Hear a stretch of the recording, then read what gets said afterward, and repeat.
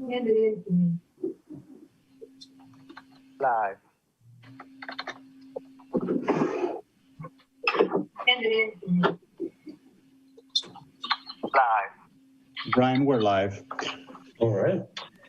All right. Good evening, everyone, and welcome to the April 5th, 2021 regular meeting of the Village Council of Yellow Springs.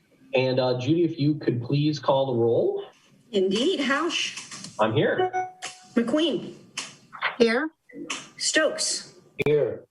Krieger. Present. Curlis. Here. Also present are Village Manager Josue Salmarone, Planning and Zoning Administrator Denise Swinger, Public Works Director Johnny Burns, Finance Director Matt Dillon, and Chief of Police Brian Carlson. We also have present our Village Solicitor Brianne Parcels.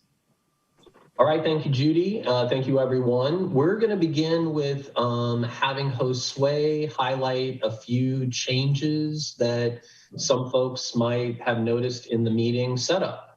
Josue. Hi, Brian. Thank you. Welcome, everyone, for joining us tonight. Quick announcement on a couple of technology changes we've made to the back end. We are now requesting that all participants request permission to go unmute and to speak. So that's a new feature. It's not a new rule. This has been a council rule where folks have to request permission to speak and wait for public hearings to be able to make a comment or ask a question during a piece of legislation or council business. So we're now ensuring that the technology has the features to accommodate that. So a couple ways you can go about that. One is you can use the reaction icon on your screen to raise your hand when you want to be recognized. You can also send in your request to any one of the co-hosts, which are all council members and Judy and myself, in the chat box so that we know you want to be recognized. So those are two ways. Third way is you can wave your hands on your video on a topic, and we'll take that as a cue that you want to be recognized. Thank you. Okay, thanks a lot, Josue. And, we've also, mentioned in the past, it's always great if you want to comment at a council meeting to give us advance notice, but whatever we need to do to recognize folks, we will. So I know Brianne Parcels, our village solicitor, had an announcement.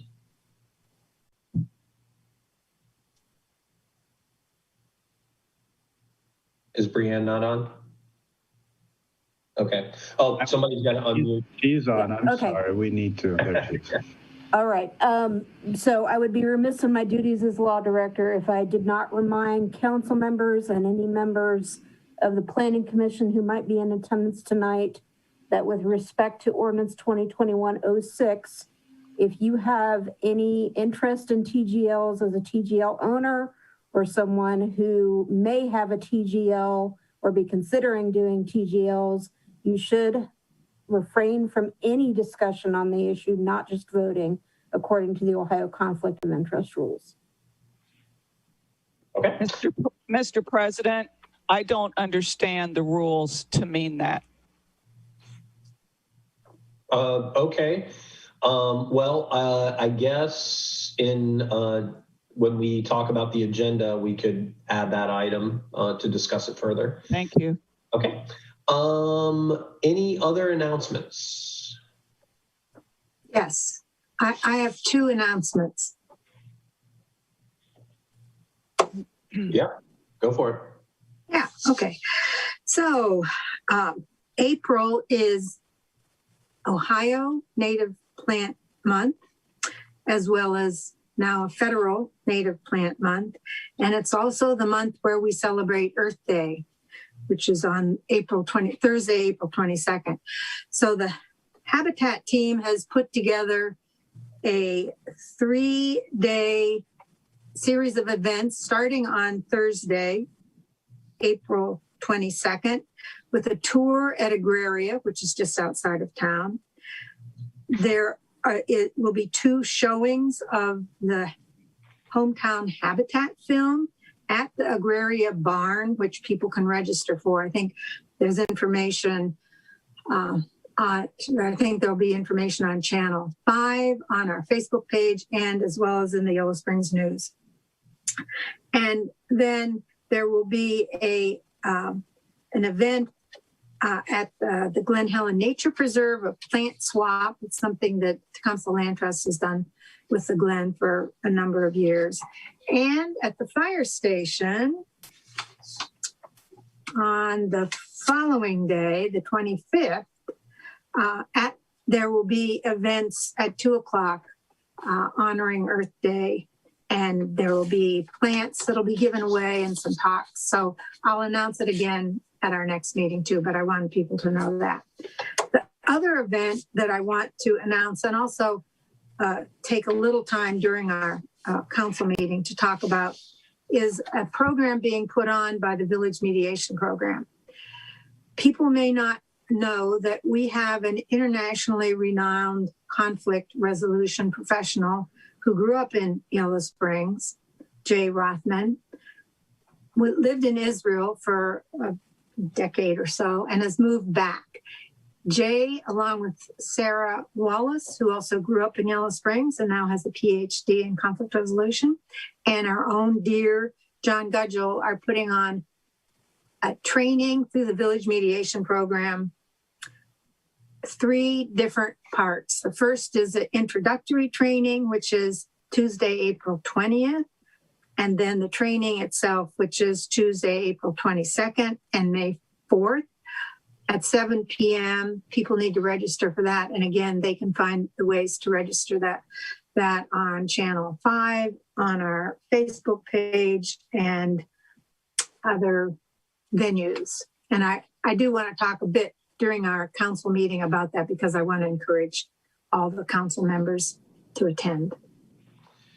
All right, thanks, Marianne. Do we have any other announcements? Brian?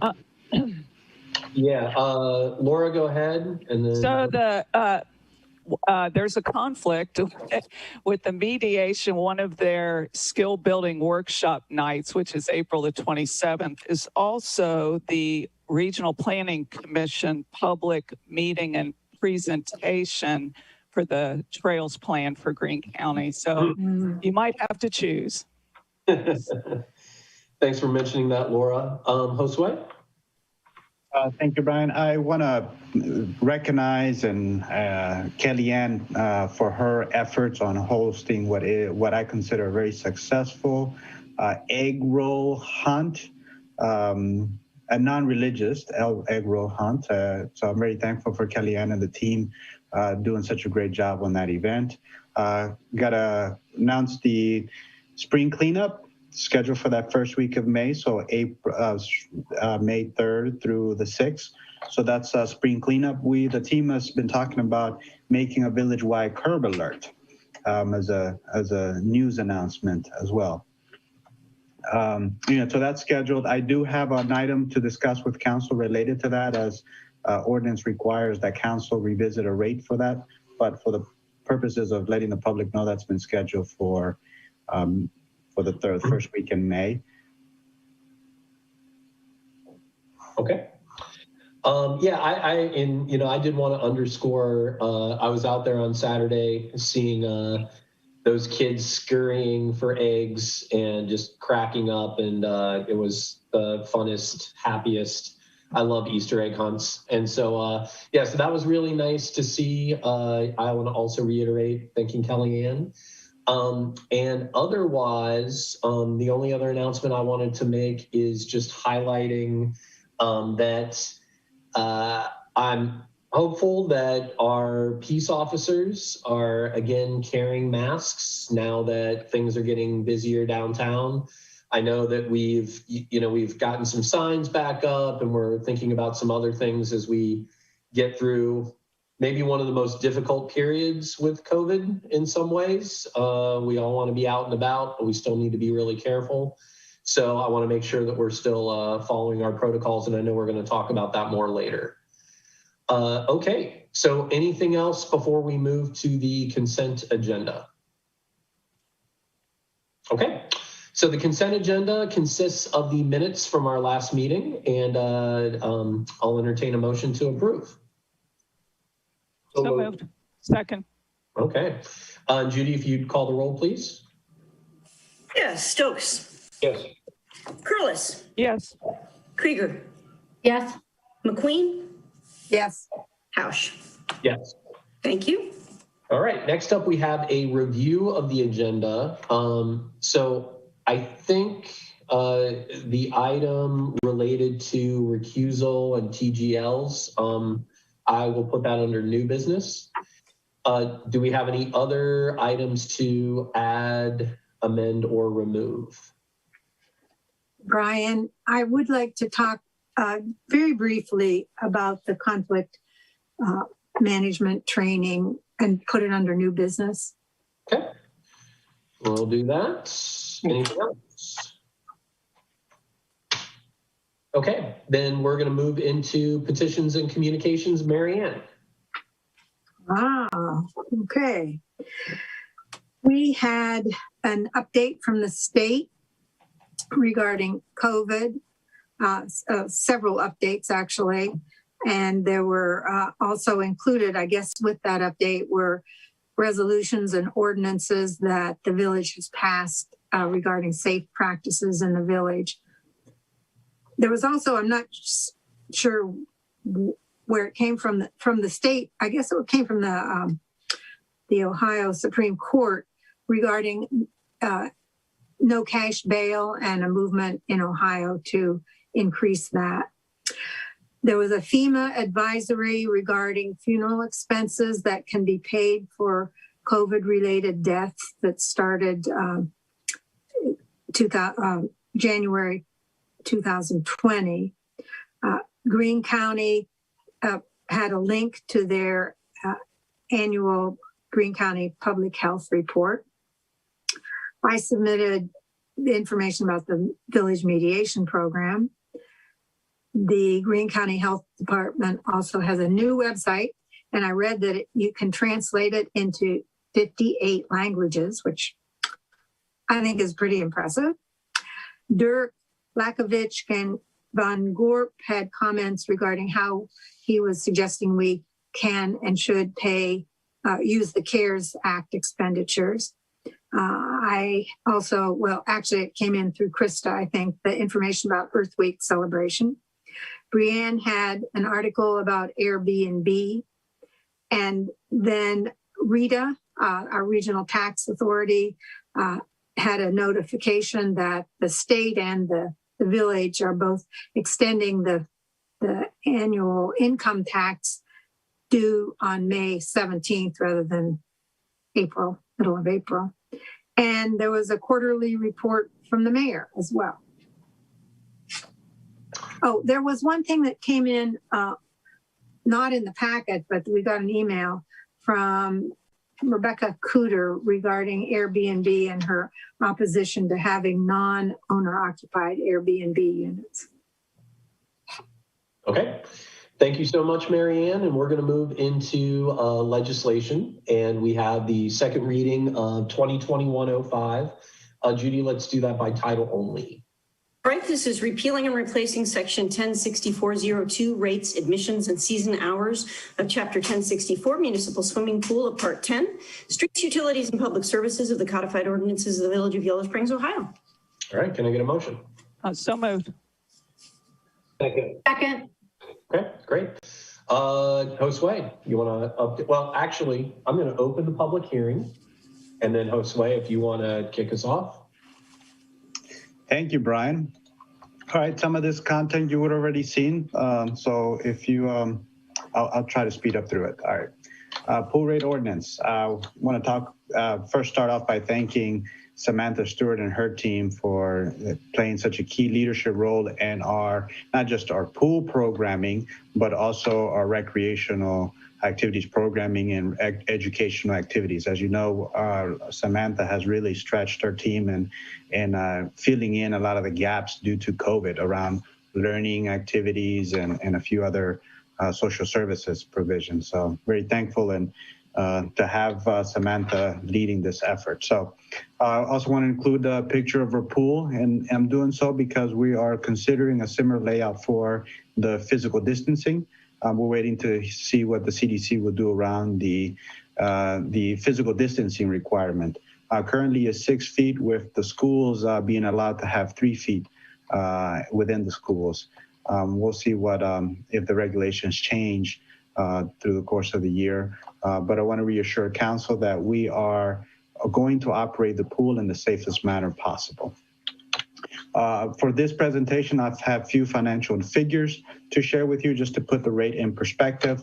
This is my effort to manage expectations as we are asking for a rate increase for the pool. I want you to be fully aware that with the rate increase, we're not looking at operating a pool to be self-sustaining or running profits.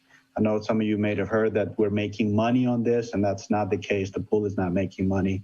We see it as a very important and critical community development tool. You will also see and hope that you've had the opportunity to connect with parents or other folks who know the youth of our community, that our pool program is also a workforce development program. It's almost as a rite of passage for some of our youth to work at the pool and get some leadership experience. So on the numbers for the pool revenue for 2020, 2020 being a special year with the COVID pandemic and having significant revenue reductions, folks just weren't buying the pool passes that they used to. We also had the impact of having resident-only weekends, which are the busiest times. So that affected our revenue streams. So total revenue for the year was $24,398.54. That includes concession sales of $2,350. Total pool expenses were $84,709, with personnel services being the single largest expense, followed by contractual services. So total $84,000. And this includes an adjustment of the CARES reimbursement. If you recall, council had approved using CARES money to offset salary expenses of additional personnel that we had to take on as a COVID precaution or due to COVID response. So that $13,000 is included in this adjustment. For opening the pool, Yellow Springs News already has the message out there that the pool will open with changes. So the pool opening schedule is set for May 29th. All COVID guidelines will be followed, and that includes mask and physical distancing. We've extended the partnership with the Sea Dog swim team, so we're excited to have some organized sports. We'll continue the lap swim hours for senior. Currently, it's scheduled to operate with that 1 hour, and we'll review and make adjustments as necessary, as we did last year, based on the demand. So if it merits extending the lap swim or the swim hour for the seniors, we will do so. We continue supportive youth services. We did last year and we've done previous years. We provide snacks to school children or to children who are eligible and needed. And then we also provide pool access. That's the Swim for All program and other subsidized programming for youth. I mentioned the job training for youth. This is also a workforce development initiative. And finally, this year we have Wi-Fi access. So they can surf the wave and surf the web. Well, there's no waves, but get the point. They can be online. We're at the pool. Here's the proposed rates. There is an adjustment to the daily admissions. The 14 to 18-year-olds and seniors 62 and older are $4. 19 to 61-year-olds are $8.50 for the daily pass. The season passes this year, there's two rates. There's the non-resident season pass and the village resident season pass. So for 3 years and under, it's free. The 4 to 18-year-olds and 62 and older seniors is $68. 19 to 61-year-olds are $98. Adult and one minor, $113. Households of 5 or fewer is $130. And with each additional member being $15. Non-resident season passes, 3-year-olds and younger are free. 4 to 18 and seniors 62 and older are $112. 19 to 61-year-olds are $157. Adult plus a minor, $217. Household of 5 or fewer is $232. And finally, each additional member, $20. I want to point out that the township residents would fall under the non-resident season pass rate. And with that, Brian, I pass it back to you for questions. Yeah, I have one question, and then I'll open it up for others. I know that, I mean, at least as long as I've been on council, the pool has operated as a loss, and we understand that, operated at a loss. This year compared to those prior years, what's the approximate difference? The pool, we had the income, the offset of the 13,000 from CARES Act reimbursement, but for previous years, the loss has been around $50,000-$60,000. So similar. Okay. All right. That was my only question. Are there any other questions or comments from council or the public, since this is the second hearing? This is Lisa. I find myself reflecting back to a year ago and the wrestling, the struggle, and the decision-making involved with deciding to open the pool. I just want to reflect on that and say that it's exciting to go into this year with even though we know that we're not done with the pandemic yet, the experience from last year was handled so effectively. I think we have lessons learned, and I want to commend Josue and the team. Thanks for that, Lisa. Yeah, I think, you know, and in addition, you know, I think one of the things we struggled with was whether we needed to have those resident-only days. And I really think it's a good move that we are not doing that, since we have the potential for a lot more capacity. I think the other thing is that, you know, these rates that we're talking about reflect what we had planned to do pre-COVID, and I think that's also a good move. Any other questions or comments? Yeah, this is Kevin here, and I see Megan raising her hand as well. I'll be quick. Josue, the differentiating between township residents versus village residents, is that a change, or has it always been that way with respect to the rates? And forgive me if I'm mistaken in my thinking. I'll have to ask Judy about the previous conversations that that's been held on township and non-township. The way that I looked at it is looking back at the records, even from Eric Swanson, about how to finance the pool. And transitioning pool services from whether it was essential or mandated service, and the community was very clear about the pool and recreational activities being essential, that they didn't have to be mandatory by ORC, but that they were important things to consider as things that needed to be financed through property taxes. So as it relates to a conversation we're having now, it's where are the revenue streams coming from? And Henry Myers joined, and I think this may be a relevant conversation down the road too, is looking at our revenue streams. We're getting property taxes from Yellow Springs resident, and the property taxes are helping offset the cost for the pool. From the township residents, we are not collecting property tax from those residents. So there isn't a revenue stream associated for services.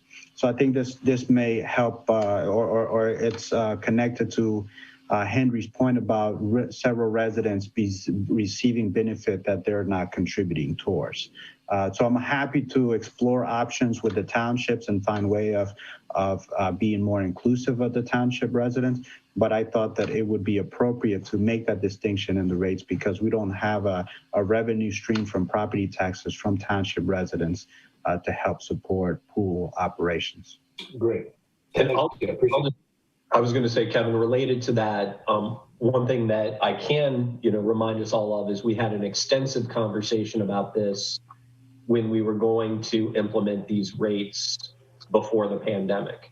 And a big part of that discussion was who's contributing tax-wise and contemplating that in the rates. Right. And that all makes sense. I couldn't remember all the points from last year, but I appreciate that. Thank you. Thanks, Kevin. Megan Bachman. Thanks so much. This is Megan Bachman of the Yellow Springs News. First, a comment. I just want to, again, thank the village and Josue for making the decision to open the pool last year. I think you saved summer for a lot of local kids. And second, I'm just wondering if the new orders that came today affect the pool reopening plans in any way. I know that the orders that were related to pools were rescinded and a new simplified order put in. So that's my question. Thanks.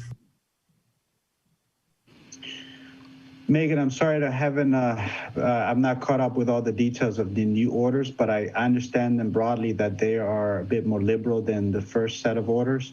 So in that sense, we operated the pool with the strictest of guidelines, and we not only met those guidelines, but exceeded them. So I'm very confident that we'll be able to operate the pool in the safest manner possible, all things considered, this time around.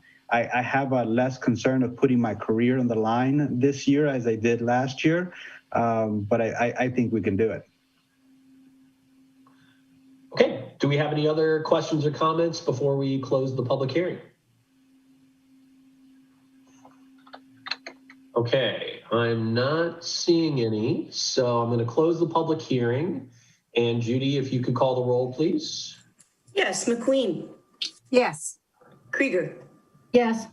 Stokes, Yes. Curlis, Yes. Hausch. Yes. Thank you. All right, thank you. All right, next up we have the first reading ordinance 2021-06. And Judy, we can do that one also by title only. Okay, this is repealing Chapter 882, Lodging Excise Tax of the Codified Ordinances of Yellow Springs, Ohio, and enacting new Chapter 882, Lodging Excise Tax and Registration. All right, can I get a motion? So moved. I move. Second. Okay. And let's see, who is starting this discussion? Brian, we have a presentation, a brief presentation to provide some context to the conversation, and Great. then I'll have Brianne and Denise join me for the details of the proposal. So I am going to share my screen. Okay, so you should be able to see the presentation now. And this is, we took some of your questions and your inquiries about what are the number of applications and any details that we could provide more information so the council can make an informed decision about this ordinance. So we've got a presentation, some background. I'll cover the history here. In 2017, Village Council discussed collecting a lodging tax, which included hotels, B&Bs, and short-term rentals. Beginning January 1 of 2018, the lodging tax went into effect. Short-term rentals were renamed transient guest lodging. The conditional use permit was changed to allow TGLs as a permitted use in the code. And then in July 2019, council passed legislation to make TGLs a conditional use after requesting a review of the code by zoning administrator and planning commission. There was talk of a possible moratorium, but that did not come to pass at that time. So where are the locations? These are the locations of all TGLs in the village. This is a breakdown of when those applications and permits were awarded. As you can see in the permitted use, that's the blue line, and that's everything prior to August of 2019. That's the majority of the TGLs that were granted. The orange line is when the TGLs became conditional use, and you see that there's a much lower number from September 2019 to date. Here's the breakdown of what are owner-occupied and non-owner occupied. We have 13 that are non-owner occupied and 35 that are owner occupied. So 27% are non-owner occupied. Looking at the non-owner occupies prior to it being conditional use as it is now, we have 10 of those non-owner occupied permits issued prior to August 2019 and 3 permits issued after August 2019. There are 5 commercial entities that run the non-owner occupied units, and that includes Mill Park Hotel, Jailhouse Suites on Winter Street and on Union, and the Arthur Morgan House, finally the Glen Helen. So those are the 5 commercial TGLs. These are the lodging tax reporting, and we are having some challenges this year with 7 not filing reports. And part of the recommendations hopes to address this non-filers. But here are the filings over the years. In 2020, we had 36 filers with 9 claiming 0. Previous year, we had more in 2019. 8 have never reported income. And those 5 are still considered active permits. They have not moved, sold their home, or had their permit revoked. Other findings: no citations relating to noise, litter, or vegetation have been issued to any TGL's locations, and this is by police or the code enforcement officer. So there's 2 areas of the code that we looked at there. Aside of hotels and bed and breakfast establishments with their own websites, all TGLs are advertised on Airbnb.com. No establishments in Yellow Springs were advertised on VRBO.com. Now, this is based on the timing of when we did our searches. It is possible that there are private listings happening either on Airbnb or VRBO that are opening and closing outside of the timeframes that we've looked at. And that's the brief presentation. I will now open the floor for Brianne and Denise if there's anything that they would like to.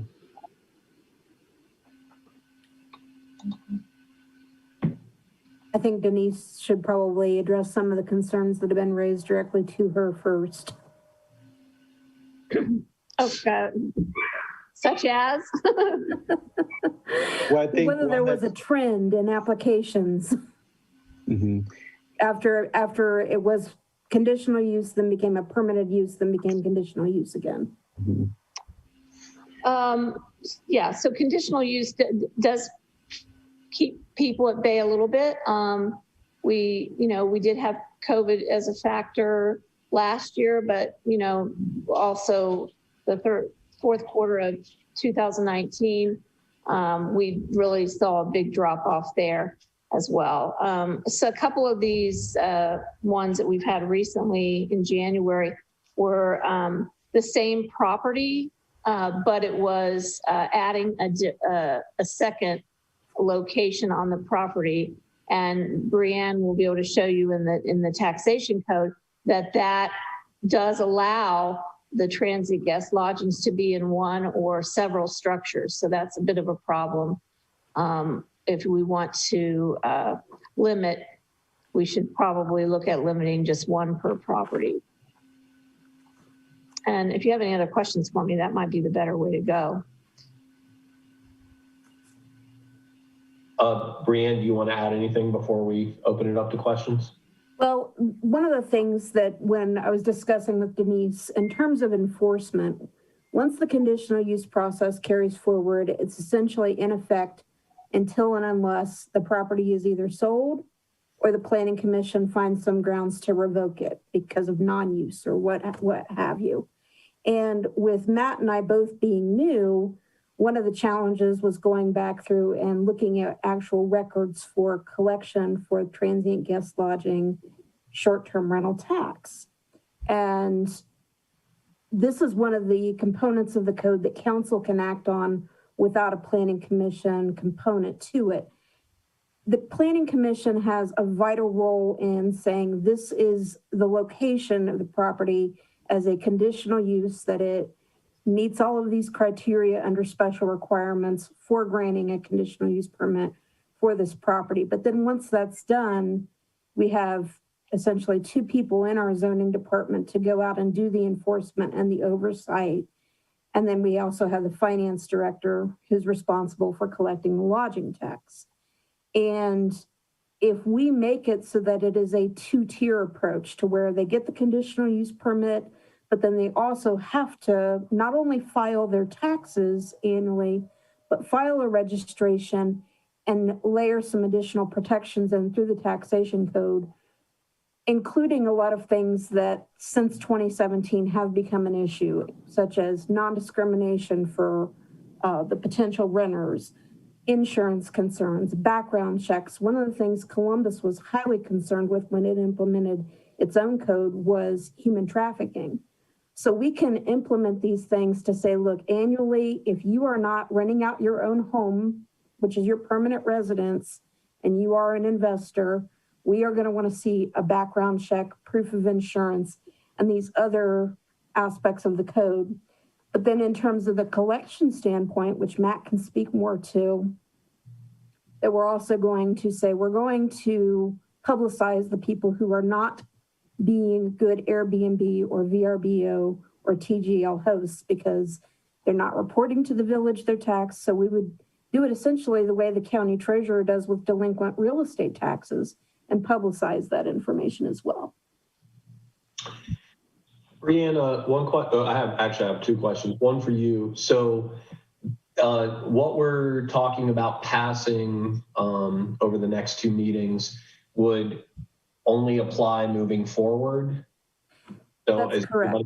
Everybody else is grandfathered in? Yes, and that's part of the challenge we're dealing with is because there was a 2-year period where, as the report that Josue shared with you showed, there was a period when these were permitted use. But moving forward, and under the taxation code, it would apply to everyone, whether they had a conditional permitted use or conditional or a permitted use as a TGL. They would still have to comply with the new sections of the tax code.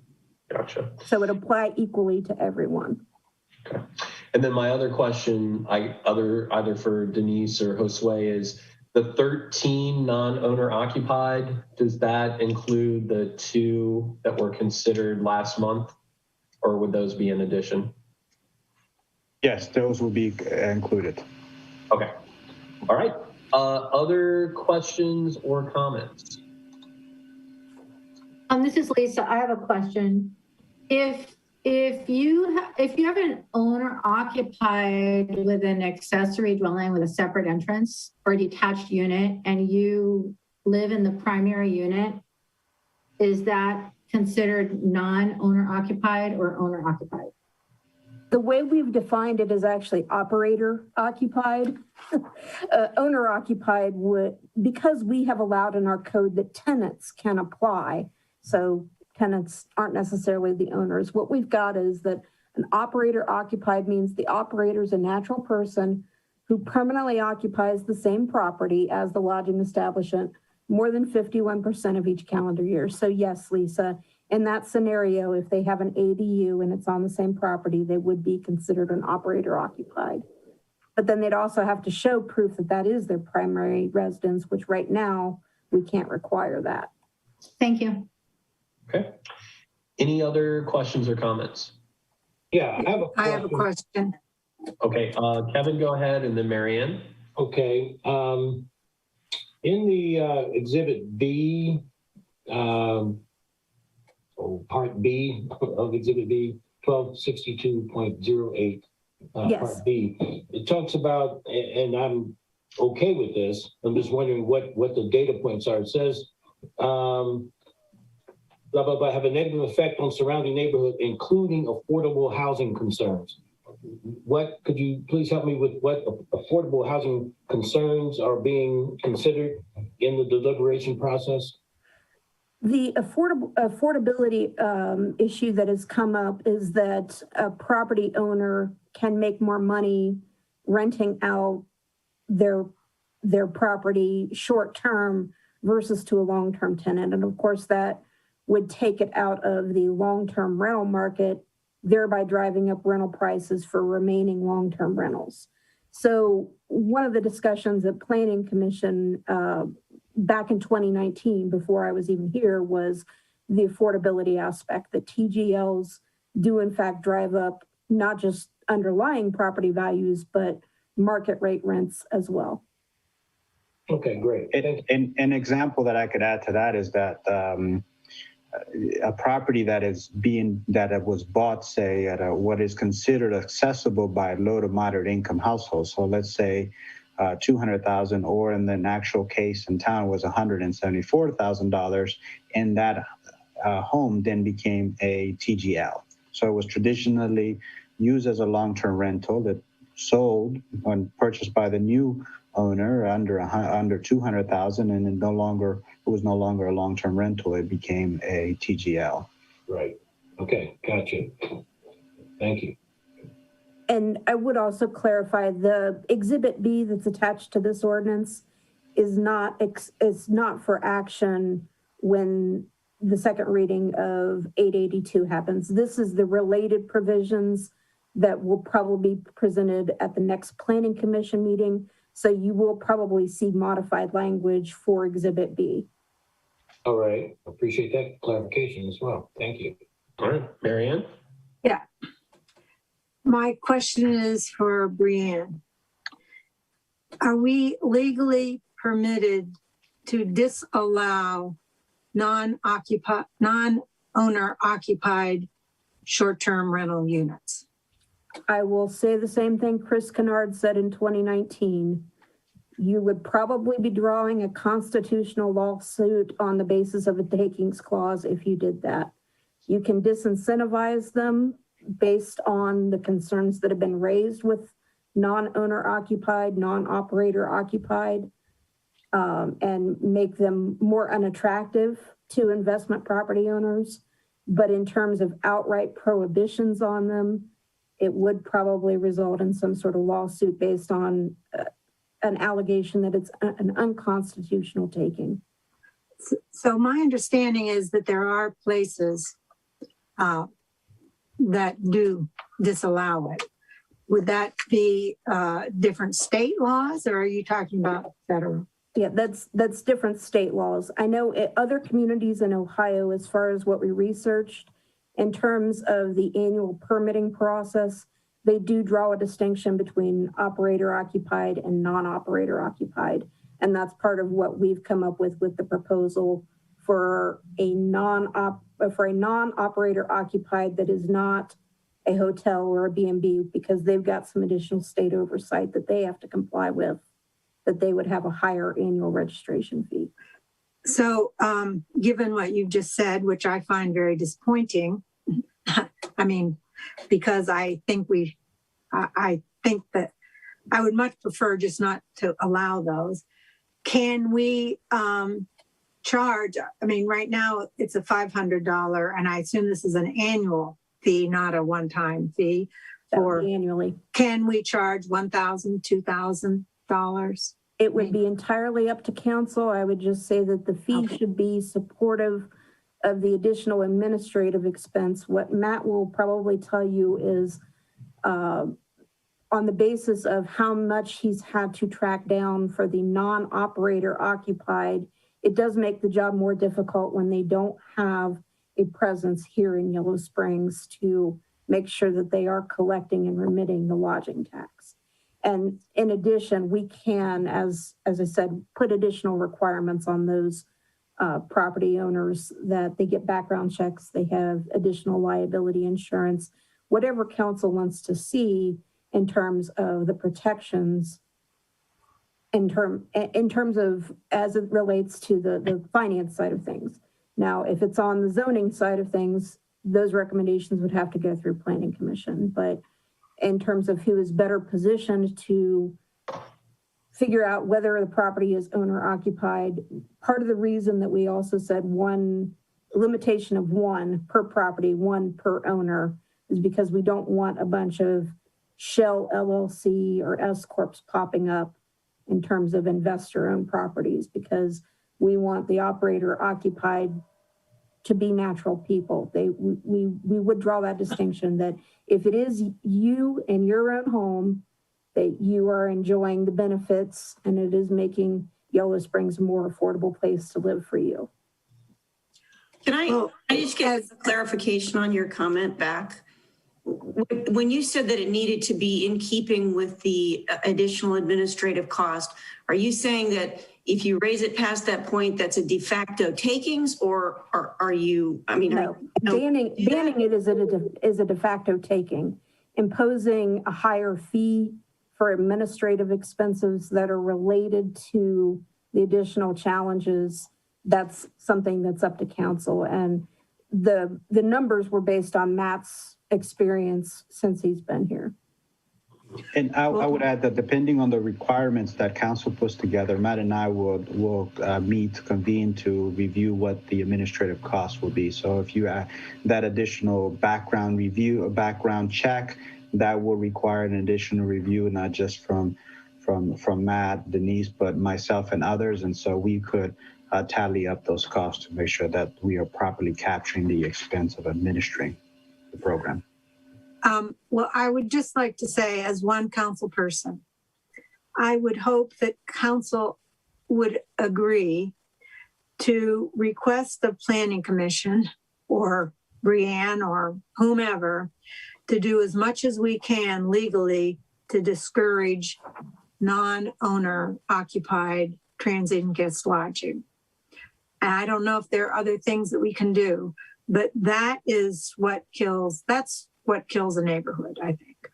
And I know that it's conditional use, so perhaps there are some ways of looking at that conditional use that can be fairly specific to non-owner occupied. And I don't know what that would be, but I would like to state emphatically that I think that this could be a very serious problem because of our values, not only of having a coherent neighborhood, but also of the need that we have to house people who live here or want to live here. Thank you. I'd like to add something. So first of all, Marion, I do echo your sentiments exactly. But just to clarify something, Brianne, you said in going back and forth with, I think, with Marianne, we could potentially face litigation if we eradicated all existing TGLs, but we would be okay banning all future TGLs at some point. Would we be safe in that regard? In terms of outright bans, that's where you would have some sort of takings challenge. I have no doubt that a property owner would say that that is an unconstitutional taking of someone's property. The issue is grandfathering. Again, when you looked at the report that that the staff prepared in terms of what was generated as a TGL and a permitted during the permitted use period before it became a conditional use again, you still have to allow those properties to operate.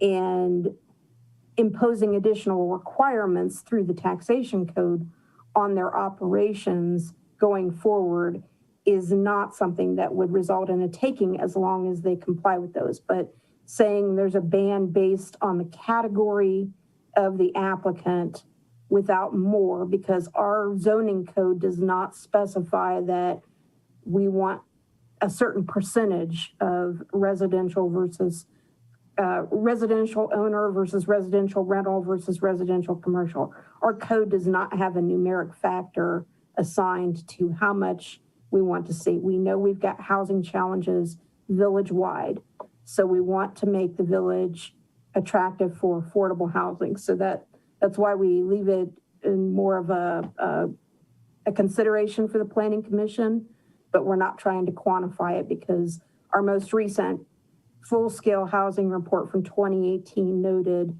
that adding TGLs for people who live here, especially, can make the village more affordable for them to remain here. All right, thank you. Laura, did you have questions or comments? Yeah, I sure do, but let me just start by saying that based on Brianne's expansive reading of Ohio Revised Code 102.03D, which I read as requiring a direct and pecuniary benefit to somebody for them to be conflicted out, I feel that I am been basically told I cannot participate. I live in a property that decades ago had a TGL, not only a TGL, but a separate address. And then it fell into disuse as it's gutted. And I renewed the what was then a short-term rental permit. And I still have that. Why? As many people, they may get a permit just to make the investment in their property, in their ADU. They want to make sure whether they use it for long-term or short-term rental that it's going to be a permitted use, right? Or with conditions. So just because I own a non-functioning short-term rental permit that I'm making no money on, is basically a money pit at the moment, with a gleam or a thought in my mind that maybe I would use it for TGL, that I can't participate. Now, with that said, I spent a lot of time going through this proposed ordinance, and I have about a dozen comments and questions, and including things I think would generally, would really need to be made, because first of all, there's like a missing word, and I'll let you word hunt where it is. But it's, you know, so I can't really feel, I don't feel like I can say anymore, even though I have no direct and pecuniary benefit from anybody's TGL, including my own. Thank you. If I might chime in, though, that was to my question earlier, Laura, that it's an accessory dwelling of an owner-occupied property.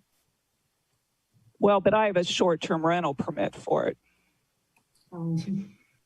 So, yeah, and so just to be clear, so Brianne, is that what your advice is saying, that Laura should not participate in this discussion, or? My advice, and this was based on what I said at Planning Commission, was that anyone who currently has or is seeking to have a TGL should refrain from discussion based on the Ohio ethics law. RC 10203 prohibits a public official engaged in private outside business from participating in decisions or making recommendations regarding competitors. If you have a TGL or have a property that qualifies for TGL that you're thinking of going after a TGL, Advisory Opinions 8607 and 9002, Ethics Commission said that a decision by an official that adversely affects a competitor to the private business, which could result in financial gain for the official or employee making the decision due to the narrowing of the market, could create an automatic challenge that the official's or employee's decision was improperly motivated. That's from Advisory Opinion 9002, which was reiterated in 1996. But you're not acting on this tonight, and I would happily, if council requests such, I will happily ask the Ohio Ethics Commission for a specific opinion on this issue, because it is clear to me that Councilmember Curlis will argue my legal opinion all day long because she does not put faith in it. Well, I read 85006, 92011, 2001-06, 92. I read a lot. I read something very different than you read. What direct pecuniary gain means that would cause a conflict. And it's not speculative gain. It's not indirect and remote. And this is about as, you know, a TGL is like a twinkle in my eye, except for the fact that I have a short-term rental permit. Thank you. Mm-hmm. So I guess the other thing I'll say is that, you know I had suggested that Laura and Lisa would be, you know, the two council members that were helping, you know, with developing this. So I guess we'll be talking about this a little bit more, but it sure would be great to get Laura's input on this if that is possible. May I say one more thing? Somebody should call the auditor, because I even had a conversation with the auditor, and they have a lot of good things to suggest on this issue. Thank you. Great. Thanks, Laura. Okay, Megan Bachman, I think you had a question or comment. Oh, do we need to unmute Megan? Thank you. I have a question, two questions actually. The first is regarding the folks here that are either not reporting or claiming $0. I'm just curious kind of what work the village does to see if that's true and what kinds of actions they've taken or will take. And then secondly, one of the issues that came up at Planning Commission is the ability to kind of take a halt for a minute while these things are being developed, you know. As happened last time, there could be another rush of applications that come in before, you know, we're able to get the 2 readings in. So I'm just wondering if there's any option to not accept applications for a period while this is all being decided. Thank you. Thanks, Megan. Brianne, I know you have an answer to the second question. And maybe I do.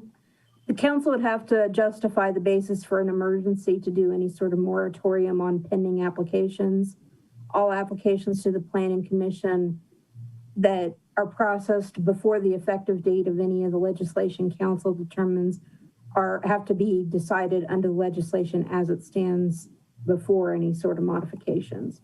In Ohio and every other state, there's a concept called ex post facto laws that you cannot have retroactive laws.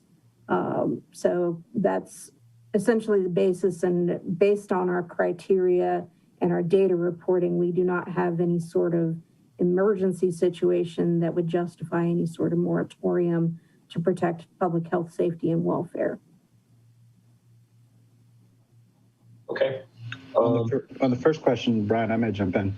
Yep. Megan, to your first question of what we're doing about non-filers, Matt and Chief Carlson and I are working on pursuing action against those individuals, and that includes doing fines and citations.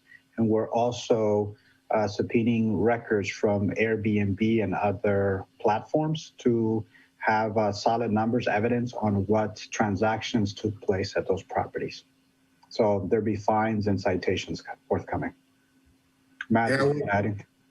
I would remind just everyone that we have sent out reminders ahead of the deadlines and an extension recently. So we extended them 30 days until I believe it was April 5th or so we have granted that extension, and we will be pursuing those just like Josue said. Thank you.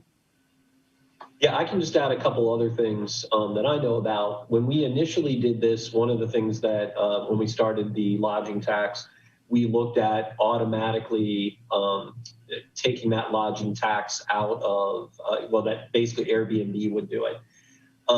And our former finance director did not think that was a good idea, but we're looking at that again. The other thing I want to remind folks of is that, one of the tactics is to limit the number of days that TGLs can be rented out. And I agree wholeheartedly with Marianne and others that we need to look at all strategies that are will pass legal muster, but also, highlight our, intentions around affordability. I think it's really interesting what Brianne mentioned about being more intentional in our zoning code about what we want the breakdown to be. So I think I'd encourage Planning Commission to look at that as well. Do we have any other questions or comments? And of course, there will be a second reading for this legislation. Okay, I'm not seeing any. So with that, we're gonna move on to the next piece of legislation, and at our second reading, we will of course have a public hearing and a vote. So our last piece of legislation is Resolution 2021-12, and Judy, we can read that in by title only also. All right, this is authorizing the village manager to renew health insurance for village employees for the 2021 through 2022 plan year. Can I get a motion? So moved. Second. Okay, Josue. Brian, thank you. As I have reported in previous managers report, previous council meetings, that we receive our renewal offer based on the current healthcare plan that we have, but we also wanted to see what's available in the market. So we had the staff complete the required paperwork for us to go out to market and get bids, and we've done so. And what we are recommending to council is to approve the current health plan as it is the best plan option that we've reviewed. And that plan, the current version that you have is a 3% increase, which is well below the 10% budgeted allowance that council authorized for 2021. So we've come in under the proposed budget for 2021 at 3%. And we were able to negotiate a price adjustment if we secure or we're able to get enough employees to sign up for vision care. So if folks sign up for vision insurance as through our Anthem partnership, that premium is decreased to 1.5% increase. So we have negotiated what I find is a very competitive and appealing vision care plan.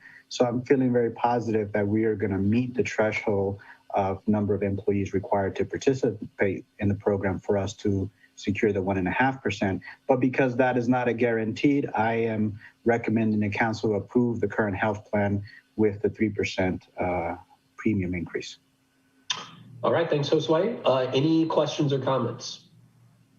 Hopefully, I'm sorry, go ahead, Laura. Are part-time employees able to take advantage at a pro rata payment schedule? If a part-time employee is interested in participating in the program, they can participate in the program and pay the premium. The current health benefit that is authorized by council does not provide a subsidy to the part-time employees. Is there any reason we couldn't, based on their percentage of FTE equivalent? At this current moment, we don't have it budgeted. So from a budget perspective, that isn't contemplated. So the first measure that would need to be passed is one, understanding what the financial impact could be and making a budgetary adjustment allowance for that. That's one piece, but probably more importantly, there has to be council authorization for us to extend that benefit. And my second question and hope is that council would consider allowing future council members to have access to health insurance if they wanted it, if they paid the full premium. I'm aware there's an ethics opinion that even says, and it had to do with the law director actually, that they allowed access to that, but the law director was an employee, not an independent contractor. They allowed access, and instead of giving them their salary, they did a salary offset. So it was 1-for-1 for the cost of the premium. So I think, you know, healthcare is becoming more and more, hopefully in this country, seen as a human right. And access is the biggest issue. And many people just simply don't have access to a plan. It might help us attract people. It's not obviously not a reason you should be on council, but it's a reason that might be attractive to some who might not otherwise consider it because they maybe have to work to make money to buy it off the healthcare.gov or something.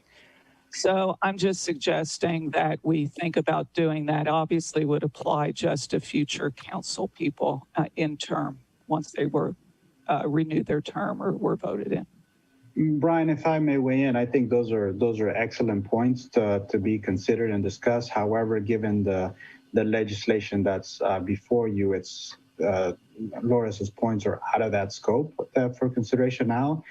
There is a plan to bring forward the personnel manual, and that looks at benefits for all employees, and that would be an appropriate avenue to consider the request or comments from Laura. Sounds good. And I think those are good points as well that I would certainly be willing to talk more about. Okay, anything else? Yeah, I just wanted to yeah, Kevin. Yeah, thanks, Brian. To clarify, Josue, you're saying even if we approve this current proposal, you are still at liberty if you get the number of enrollees to take advantage of a lower or a less increase in the vision plan if you get the number of subscribers, correct? Correct. This will be the upper limit of the cost of the insurance. If we get 7 people to participate in the vision plan, then it would be a lower cost to both the employee and the village for the healthcare premium. Good, great. Thank you much. I have a question, Josue. I mean, I'm aware that governments just in a piece of legislation like this, they authorize that it's extended to part-time employees or elected officials, that it doesn't necessarily need to be an amendment to our employee handbook. That's not my understanding, but I'm not the solicitor. Brianta could weigh in on that. What the resolution is for is extending the contract for current insurance. It's not a benefit. It's not a benefit allocation, the benefit allocation is already made through ordinance by adoption of the personnel manual. So what council is considering today is the contract for Anthem for the healthcare coverage. Well, I would like to move to amend it to at least allow part-time employees to participate on a, I'm going to use the word pro rata, on a pro rata basis. Mm-hmm. And I'm sorry, we don't have the financial impact to understand what that is at this moment. My experience working with payers is that might require going back to the insurance provider and talk to them about rates. We can't do that without getting another bid from them, is my experience in negotiating these kinds of things in my other life. So it's not up to us. We'd have to get more information from them and the rate might change one way or the other. Yeah, so I talked to Josue about this issue back in December, and I was hoping to see some options. Thanks. So Laura, you did start to make a motion. Is that motion still on the table? Or? Well, you know, people are saying we can't do it. So I'm sorry, part-time employees, that you're not going to have access. Thank you. Okay. And what I would say is that, you know, what I heard is that we want to look at this. So I want to think about that piece as well, which, you know, I agree. And it sounds like others want to look at it too. Yeah, my sense is that I don't know how you can just add that on when you're talking about, you know, renewing insurance rates. But anyway, the motion, it sounds like, is off the table. Yeah. Rather than a stance that's like, well, sorry, part-time employees, because that's not the message I'm trying to send or the way I would ever communicate with an employee of the village. This is a first reading, right? This is a resolution. It's a resolution. It's a resolution. I mean, what I'm wondering is how quickly might we get additional information from the provider to understand if the rate's going to change? Because if all we're doing is allowing a part-time employee to buy in at the cost, right, without the village covering it would have no net change on our budget. So the question is, how quickly can we just get that answer from Anthem? Would our rates go up if we offer that to part-time employees? And given that we're looking at this 1.5% over under, it might be no net change. So I'm just wondering, can we get that information quickly, or do we have to take this action tonight for the insurance coverage for full-time employees to continue? I clarify, for part-time employees, I think if they, let's say they work 20 hours a week, so that's a 50% FTE, full-time employee, that the village should pay whatever the employer share is 50% of what it is for full-time.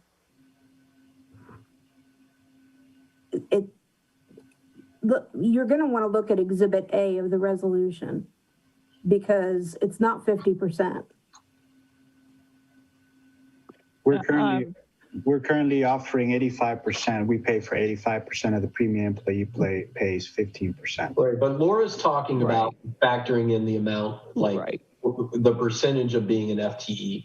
Okay, so there's a couple things that we're talking about. One is something simpler, which is how quickly can we get information about, you know, buying in. The second is a more of a discussion that's a policy issue that I agree was not on the agenda. So, and that is, you know, this idea of, you know, how do we, you know, bring part-time employees into the mix? So let's stick with just Lisa's question. Is it possible to get information quickly and look at, go ahead, Josue. Quickly is relative.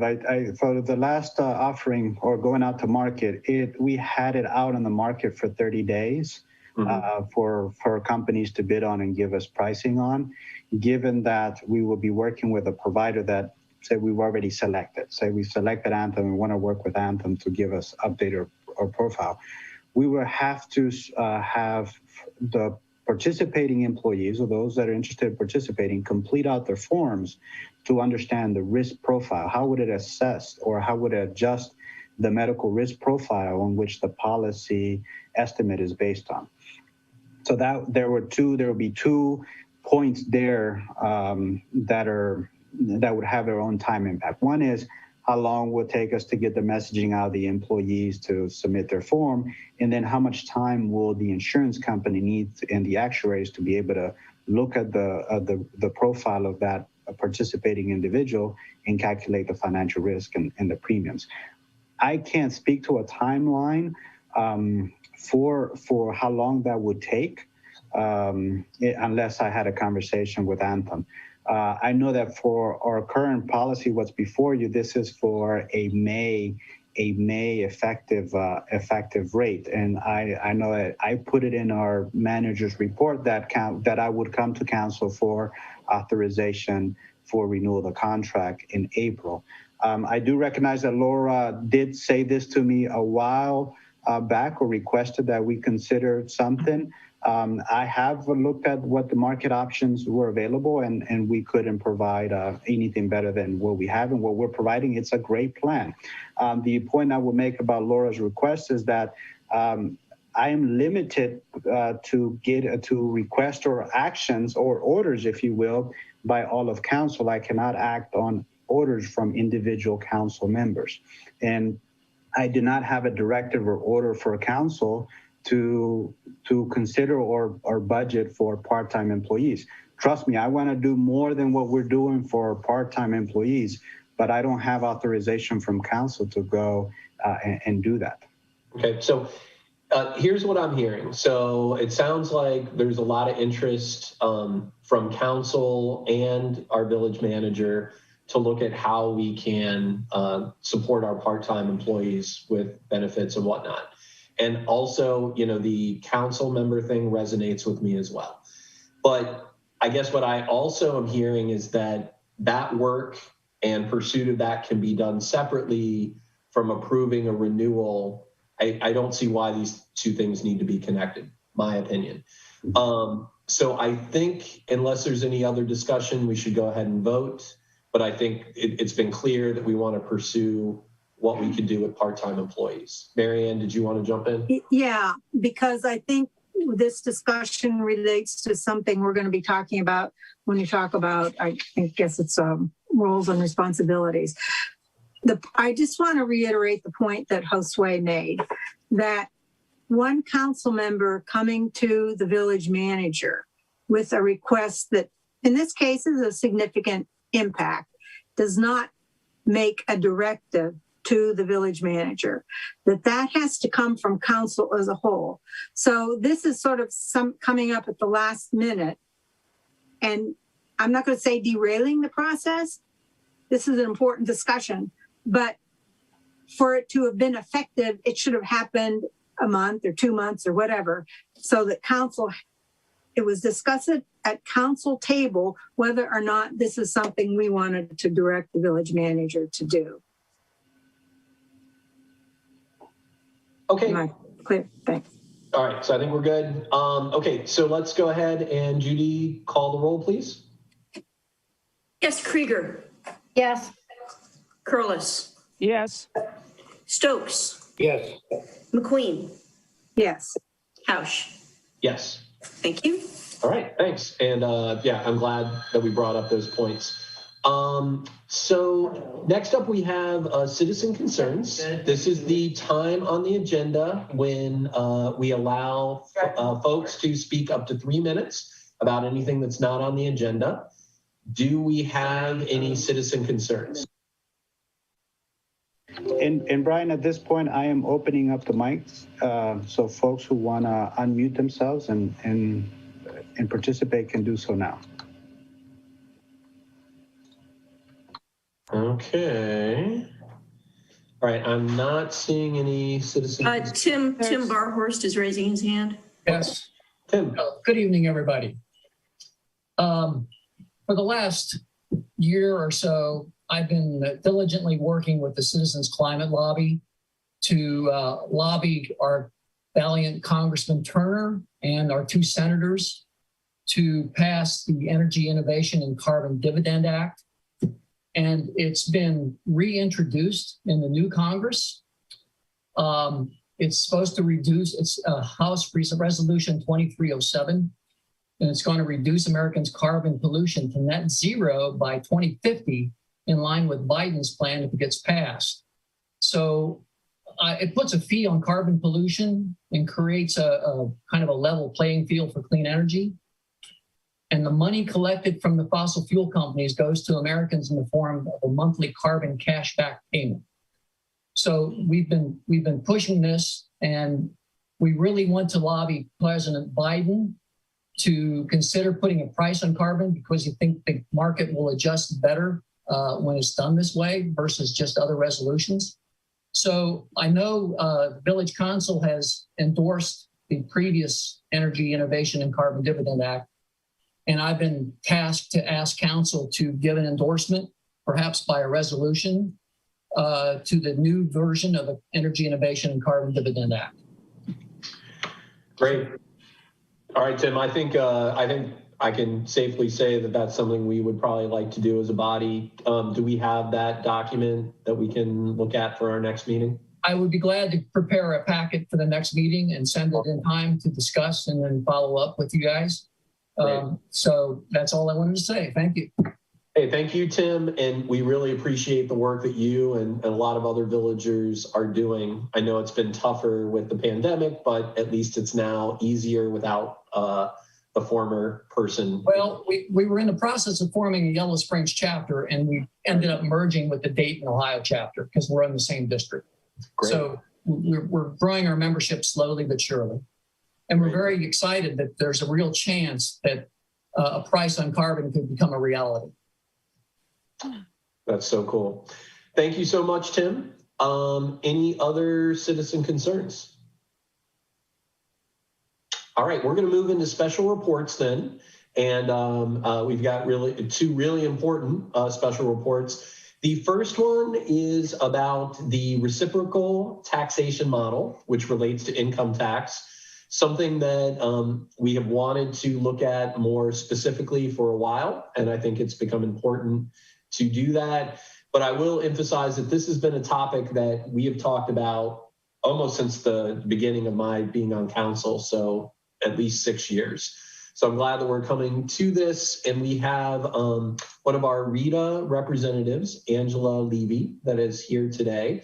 And so, Angela, I'm going to let you take it away if you're ready. Thank you, and thank you for having me. Oh, am I muted still? No, you're not. We can hear you. Let me know when you want the presentation up. Okay, I do have, okay, yes, I'm ready for the presentation. Okay, should be able to see it now. All right, perfect. Thank you so much, Josue. So my name is Angela, and I am with the Regional Income Tax Agency. I'm the government liaison for the village of Yellow Springs and the Southwest region of Ohio. I've been with RITA for going on 7 years now. I started in the business compliance department, and from there I moved over to the member services department in the support position, and I've been a liaison now for approximately 2.5 years. With RITA, we were formed in 1971 through a regional council of governments. We are a governmental agency established under Chapter 167 of the Ohio Revised Code. RITA provides the income tax collection and processing services for more than 300 Ohio municipalities, which is approximately 50% of the Ohio municipalities with an income tax in Ohio. And we are the largest municipal income tax collection agency in the state. One fact about RITA, and this is something that a whole lot of taxpayers don't realize, is that RITA is not a municipality, and RITA cannot levy its own income tax. So there is actually no such thing as a RITA tax, even though that's what it's always called. However, the municipal income taxes that RITA administers actually belong to each of the Ohio cities and villages that have joined with RITA. So the income tax created by the laws of each is created by the laws of each municipality and we administer those on behalf of the village and the cities. And then, of course, all of our information is on our RITAOhio.com website. Okay. And as far as the credits and the taxing structures, the Ohio municipalities that have an income tax, they will offer a partial, a full, or a no credit to residents who pay municipal income taxes to a different municipality where they are employed. So the residents of Yellow Springs, if they work outside of Yellow Springs, there's a workplace tax, and then there's a separate residence tax. However, Yellow Springs does give 100% credit, so the residents are only required to pay their workplace tax. Okay, next slide, please. So if you live in one Ohio municipality, but again, work in another one, you may get a credit from the municipality you live in for the tax withheld for the municipality in which you work. So if the municipality where you work, and I'm just going to throw a municipality out there, let's say Aberdeen, if their tax rate is 1%, so it is a lower tax rate than Yellow Springs, which is 1.75, you actually owe the difference when you file. And then here I have 3 scenarios of a full credit, a partial credit, and a no credit. So if your work municipality is 1.5% and your resident municipality tax rate is 1.5% with the credit factor of 100% and a credit limit of up to the 1.5%, the difference owed for the resident municipality is 0. So you have your workplace, which is being withheld. Your resident city allows that credit to be applied to where you live. And then another scenario is you have the workplace municipality, and then you'll have your resident municipality, which they'll have the same, they can have the same tax rate. You get 100% credit. However, that credit is only up to the 1%. So that difference between the 1.5 and the 1% is 0.5%, which you would owe to your resident municipality. And in the third scenario, this is a municipality does not allow any credit whatsoever. So again, we're doing the 1.5, and you have your resident municipality at the 1.5. You have your credit factor of 0 and a credit limit of 0. So the difference is the resident municipality is 1.5. So you have your workplace tax, which is mandatory to be withheld by the employer, which you'll pay the 1.5. And then you would still need to pay your resident tax of 1.5 because the municipality is not allowing a credit for where you work. And I know that's a lot, and if I'm talking too fast, please let me know. I do have a bad habit of talking fast. So in this example, and this is our structure of 100% credit. So we have our workplace wages times our workplace tax was the 1.5%, and we're just making this as simplistic as we can. So we're going to say that you make $30,000. So what's owed to your workplace municipality is the 1.5%, which your employer will withhold $450. But since where you live allows the 100% credit, we went ahead and did the figure of a 30,000 with a 1.5, that would be the 450. So your total resident tax is $450. However, since your workplace has already withheld that, and your resident municipality gives that full credit, you actually owe 0 to your resident municipality. And then the next example, we're going to do it at a partial credit. So again, you work in one municipality, you live in another municipality. With this here, they're allowing up to the 1.5%, a credit limit of only 1%. So you're going to have to pay the additional 0.5%. So again, we're using the 30,000. You're having 450 withheld for your workplace. Since your village allows up to 1%, you can take $350 of that 450 that's withheld, apply it as a credit to your resident municipality.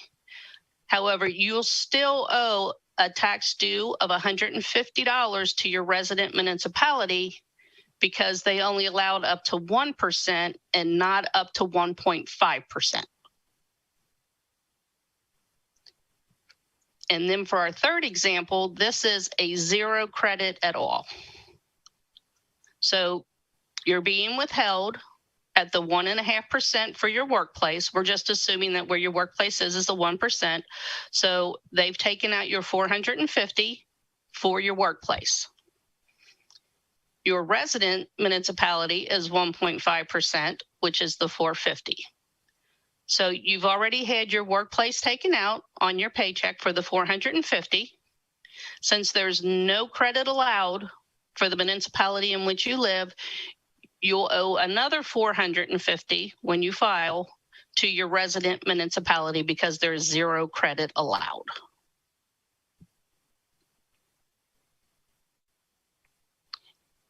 And then in this slide here, what we have is your green stars. These are municipalities that allow a full credit just like Yellow Springs do. So they allow 100% up to what the tax rate is. And then the blue stars, these are the municipalities that allow either a partial credit or a zero credit. And then Yellow Springs is the yellow star. That's kind of not exactly in the center, but it's in there. And then on the next slide, this is just a breakdown of the municipalities that do allow a partial or zero credit and their different tax structures and rates. If you look, they've been pretty consistent, except when you look at Waynesville, they've actually started out in 2015 with the full credit of 100% up to their 1% tax rate.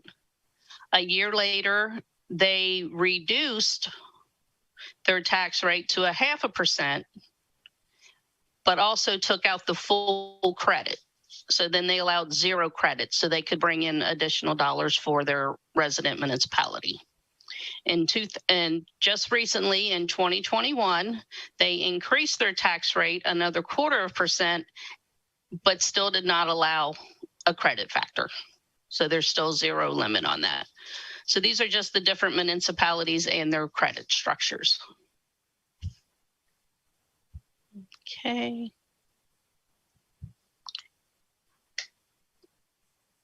And that is the end of the presentation. So I know there's quite sure there's going to be some questions. Yes. Okay, thank you, Angela. And what question do we have? All right, I see Henry Myers raising his hand. Go ahead, Henry. Hi, yes, I'm Henry Myers. For a progressive community, and that includes a newspaper, I find a certain inconsistency. When the state government, the state GOP,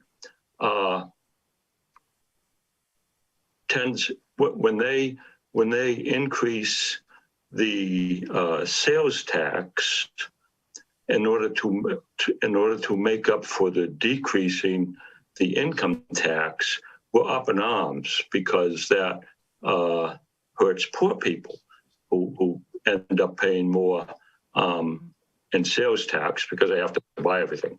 And yet we're doing the same thing.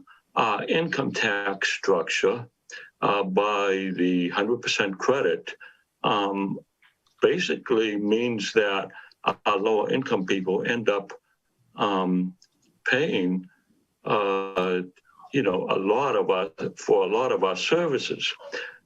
And as an instance, a person or a family making $42,000 in village income, they pay more taxes.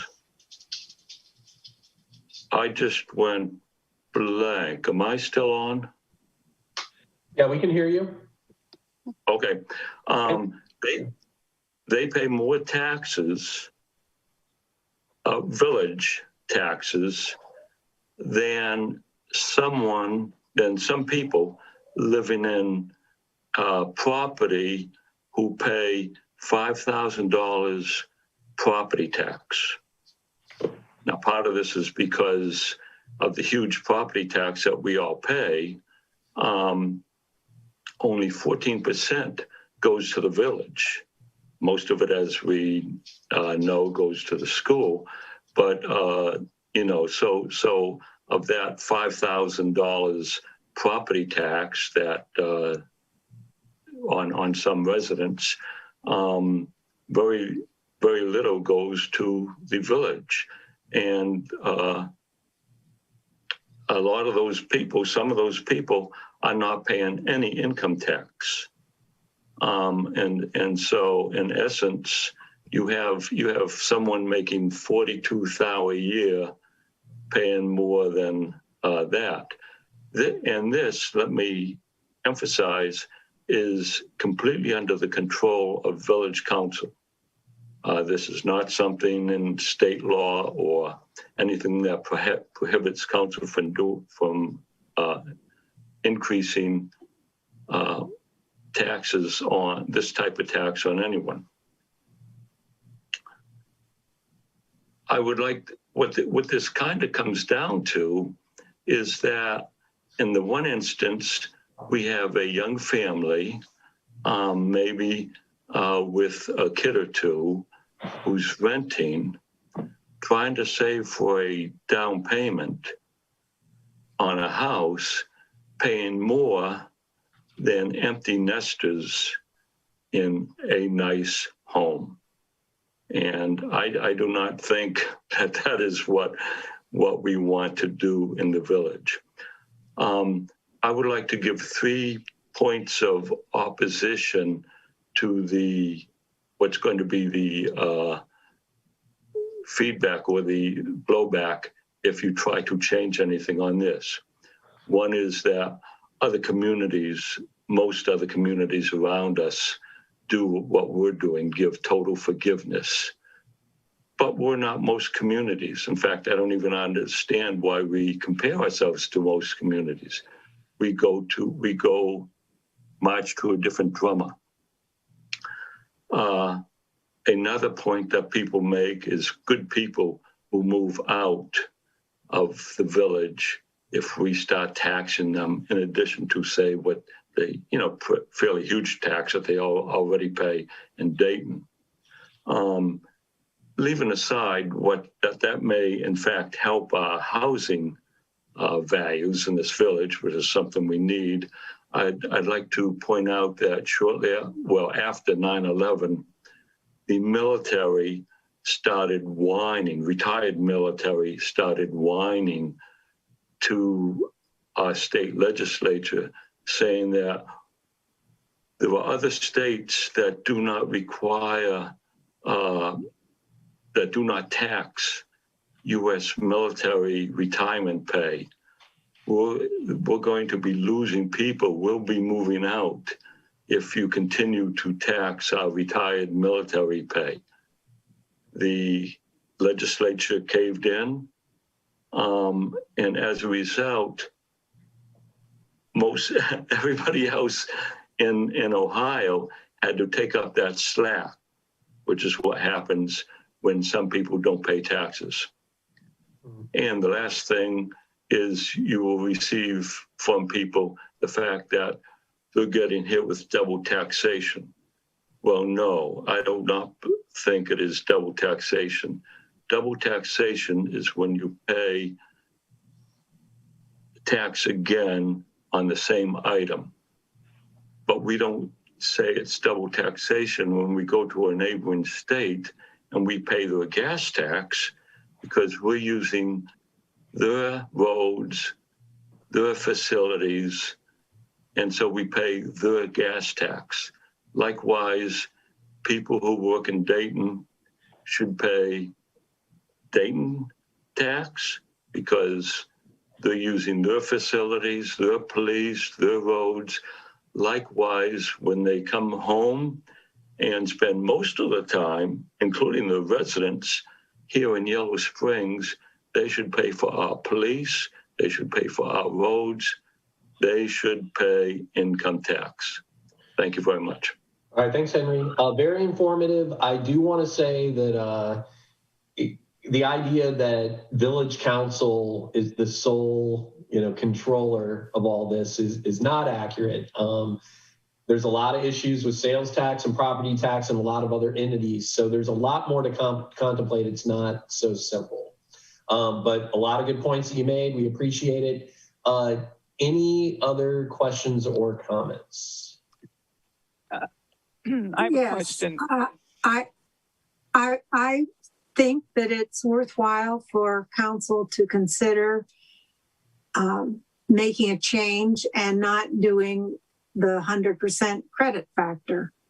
I don't know that we need to do it the next meeting, but I do think that I think that some of the points that Henry made are valid, especially that people who work outside of town and pay basically their income tax to the place where they work and not pay it in Yellow Springs, and yet they use our services. I think that makes sense, and I think that it's something I would like to see put on the agenda for future discussion. All right, thanks, Mary Ann. Laura? This is for Angela. It's a philosophical and a practical question. Where do people work? So pre-pandemic, people who had a job in a business in downtown Dayton, maybe now are working full-time out of their home office bedroom in their house. Can you comment on that? I can tell you that is actually with legislation right now. I am one of those people. My actual workplace was Worthington, because I'm in the Columbus area. And this is my office, our extra bedroom. And I actually live in a township. So I'm still having my workplace wages withheld from Worthington when technically I'm still here. However, that's one of the things that's in the courts right now. And they are working on the legislation for that. So you're not incorrect, and I do understand that, but that is something that they are considering that, and they are, like I said, they're in the legislation with that right now. Okay. Henry, we're not going to be able to continue this discussion, but we are going to bring it back to a future meeting. I think that's clear. Any other comments before we move to the broadband fiber update? Okay, well, thanks. Great discussion. We will be talking about this further. Angela, we really appreciate you taking the time this evening, and thanks for supporting us. All right. And Josue, are you going to tee up this next special report? Thank you. Yes. And thank you, Angela, so much. We'll be in touch. Yes, and I have some folks that are joining me. Tim and Thor are part of the original Springs Net folks, and they are part of this new band that's working on the internet project, Wi-Fi and fiber. So also want to say that Kevin's been very supportive of this activity, and he's got a wealth of knowledge that he's contributed to the project, having served on the the manager's technology advisory board. And Brian, thank you so much for your background knowledge on this too. So, all right, I'm going to share my screen because I have a presentation, and you're going to see some of the content that we shared previously, and I put that in the presentation again for this session because some of the questions that were raised were answered in previous presentations. So I hope to revisit some of that content and refresh some of you with the information and answer any questions you may have still pending from those presentations. So let me get started. Okay, you should see my screen. Community broadband update, a better internet. And that's what we're shooting for, a better internet for the village. So during the pandemic, we discovered the significant problem of having underpowered bandwidth. You know, the internet is, our current internet is outdated, underpowered, and oversubscribed. What does that mean for your average user? It's slow and inconsistent, and I've heard other terms being used, but it will be appropriate for this channel. But under normal circumstances, the internet connection is a must-have, and during the pandemic, it's been crucial to school and learning, healthcare, finding a job, and leading the economic recovery. I think some of our businesses were very creative in being able to retool their operations and be able to sell online and do delivery. And for all those things, you need bandwidth and a reliable internet service to do so. What's our solution? Well, building a fiber infrastructure, provide public Wi-Fi, stabilize the community, and spur economic development. This builds equity and closes the digital divide. So this is what the solution delivers. And we're able to do that by doing all these things, building the fiber and providing access. Communities with broadband and fiber have greater economic activity, higher home values, attract businesses, support advanced healthcare, strengthen housing markets, and have better connected schools and libraries. A good example here in the village, just over the last 2 weeks, we've moved away from the rapid testing at the fire station to home kits. You can pick up a COVID test kit at the library, at our Yellow Springs library. You take that kit with you and you're able to connect to a healthcare provider who's going to walk you through doing that test in real time, and you get the results of your COVID test within 15 minutes. We could do that now, and that's only possible because we have internet service. So that's an example, real life example of how it helps our day-to-day lives. What's our product? The initial product, I'm going to cover all the 3 phases of the product or the rollout of broadband to the village. Our first phase was setting up public Wi-Fi in the downtown area. This allowed us to build a fiber backbone, so extending the fiber that's already coming to the village and extending that to the downtown. We installed 12 industrial grade access points that support speeds up to 1.3 gigabits per second, and it's covering over 20 acres of downtown. We're providing free public Wi-Fi services. This is free internet service access with speeds up to 100 megabits per second to thousands of residents and visitors. This is innovation. It leads to economic and social resiliency. The phase 2, we extended our fiber backbone and extended the installation to reach some of our more vulnerable communities in the village, and that is Hawthorne Apartments, Corey Street Apartments, and we've run fiber to the wastewater treatment facility, which is a key infrastructure to village operations. So that was our phase 2, and we now have public Wi-Fi in those areas. So this summer, kids are going to be able to join a good swim and have Wi-Fi there so they can be connected to the internet and their folks. So now parents, you can track those phones that only have data service or Wi-Fi capable on them. So you can track them at the pool now, or you will be this summer. Phase 3, this is the pilot project that we presented a couple weeks ago, and council approved the resolution to seek the funding from a grant opportunity with the county, and that's to build out a fiber to the home or location project in a downtown area. By us running these fiber to the home and business locations, we'll be able to serve 162 locations.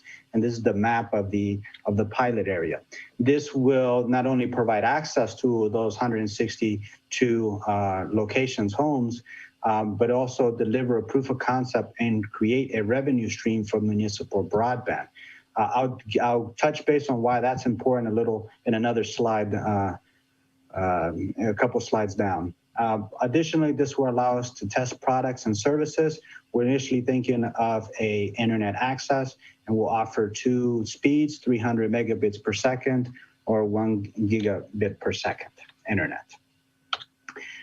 Phase 4, this is the end goal, is fiber to the home. every home in the village, deliver a multi-tier internet service to every home and business in the village, offer tiers of services of 300 megabits per second, internet 1 gigabit per second internet speeds, offered affordable, subsidized internet plan for low-income families.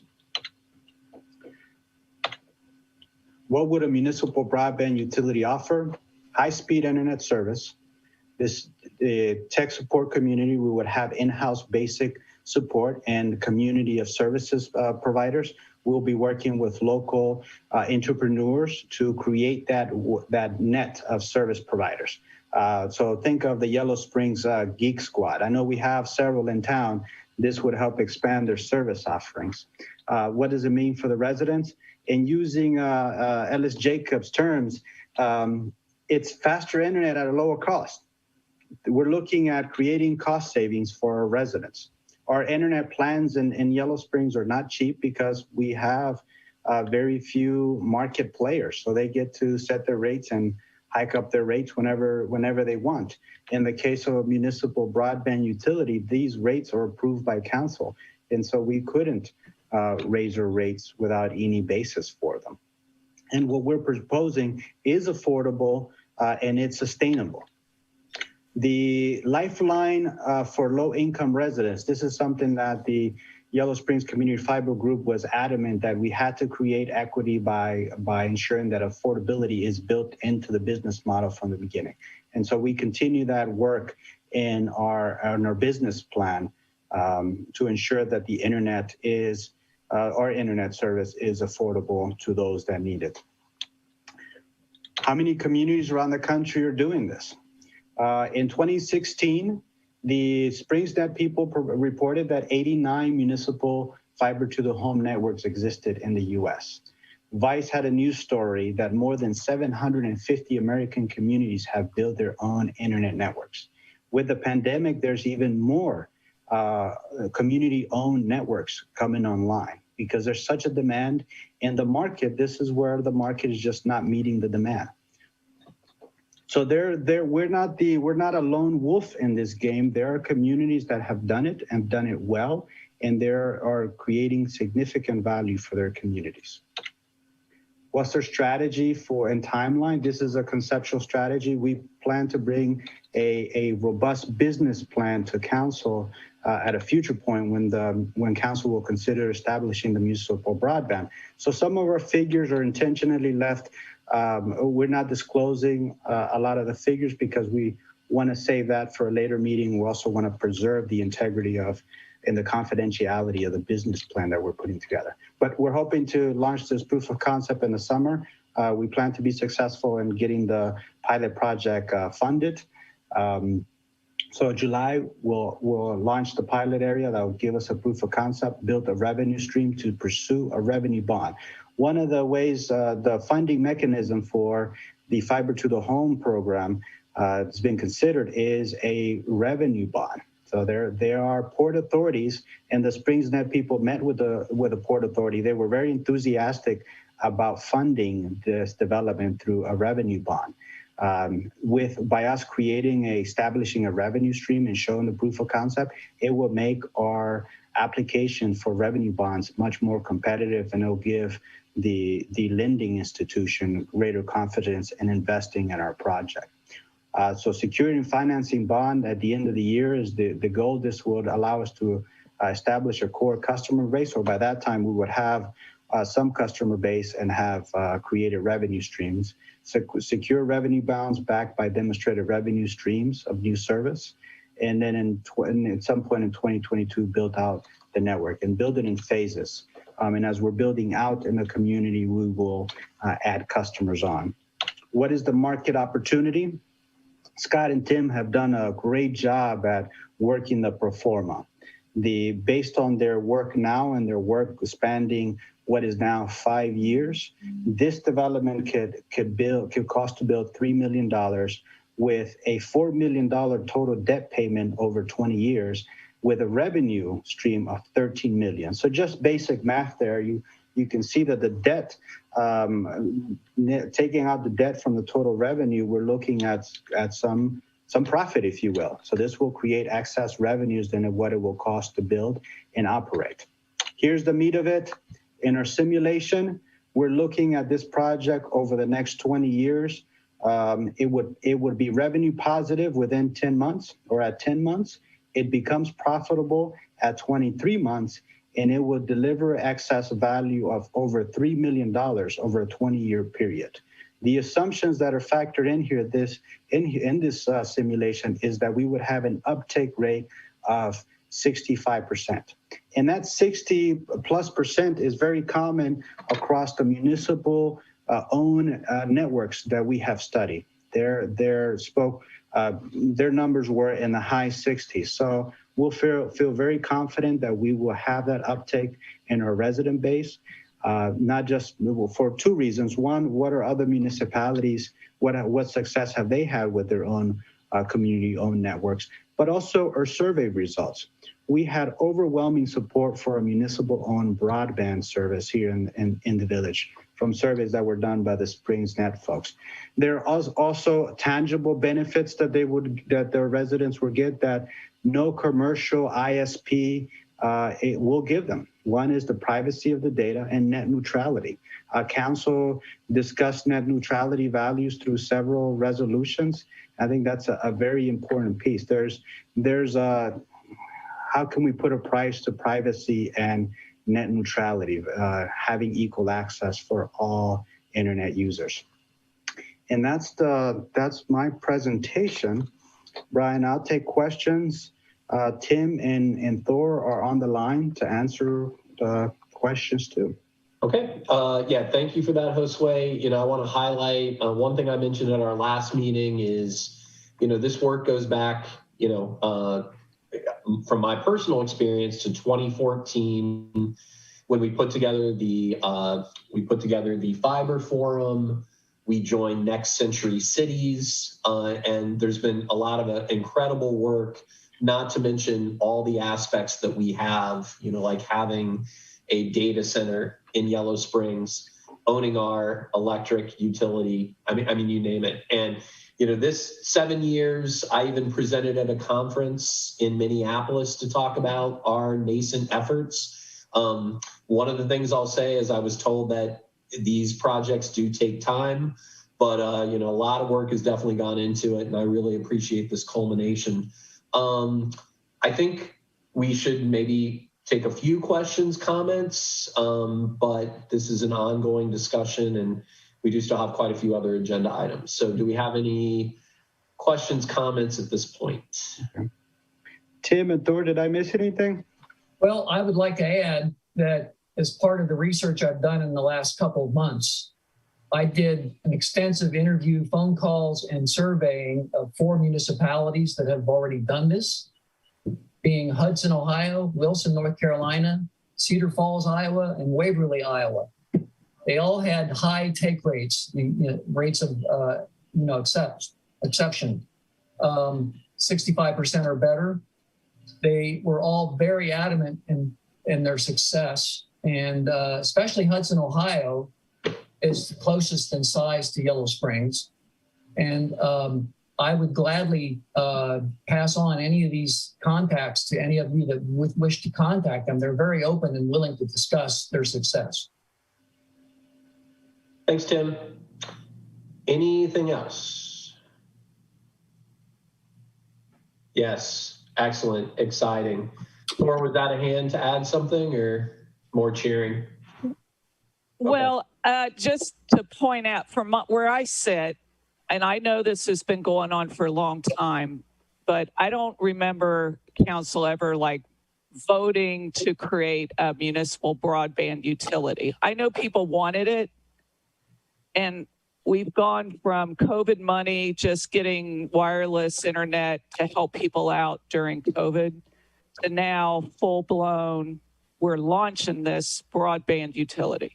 We're not launching it. So you're right. We have not voted on that. This is just kind of the initial things we did, during COVID, but this report is about teeing up that discussion. So, okay. Yeah. And if I may ask, I may say something, but I think the pilot project is going to prove the concept even more realistically once we get the data from the survey that we're going to do prior to the project, as well as when we get people subscribed, it'll be a good representation of the village. And I think it'll be a guarantee of success at that point. And a clarifying question, Josue, because I asked this offline, you answered me in an email. So, well, see, Laura's internet service locked up. Yeah, I think we need to sign Laura up for the pilot project. Okay. Did she drop off completely? No, there's She's back. All right. Laura, we missed your question. You cut out. So Spectrum launched, I got it in the mail, maybe you all did too, that they're going in a big way on rural broadband upgrades. And I thought from their map that Yellow Springs was in that area. And actually, I think it's probably in a response to initiatives like this, that they're realizing their game is not that strong and they're upping it. I will say, Laura, you know, Spectrum and AT&T called meetings with me and Patty, and this was 7 years ago, and claimed that they were going to do all these things back then. So, and actually, they were also a little bit threatening about us. Yeah. Anything. So I don't know. You know, but they have been saying this for a long time.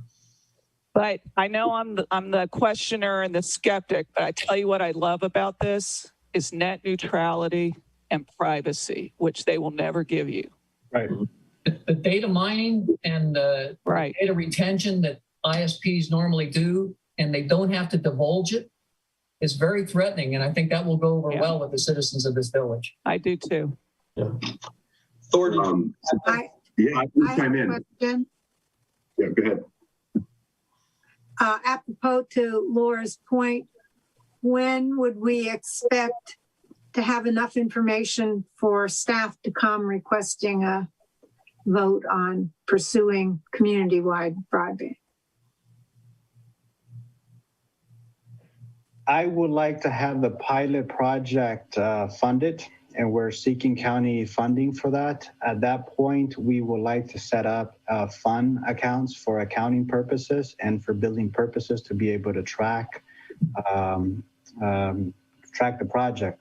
Also, when we receive the funding, we're going to need a fund balance a fund account to put those funds in. So we will come to council at that point for establishing the accounting system for it and being able to charge for the services and track it like another utility. So best guess time period. I'm thinking July. Mm-hmm. Thanks. Thor, go ahead and take us out with any final comments. I would just simply say that one thing that you will get with Spectrum and other commercial telecom providers is a continuation of the bandwidth as a service model. So for every incremental increase in bandwidth you'll ever receive, you'll pay more. When you start going to fiber infrastructure and start delivering a big bandwidth that doesn't require those types of incremental increases, the benefits are significant.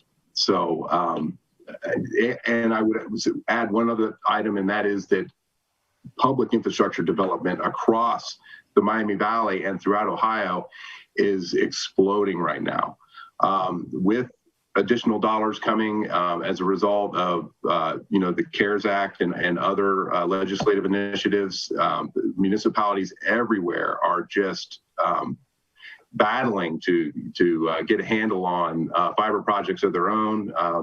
I'm involved in multiple projects throughout the region, and I've never seen such a rush on public infrastructure development as I've seen in the last several months. So the village is not alone, and the return on investment is, I believe, going to be very attractive.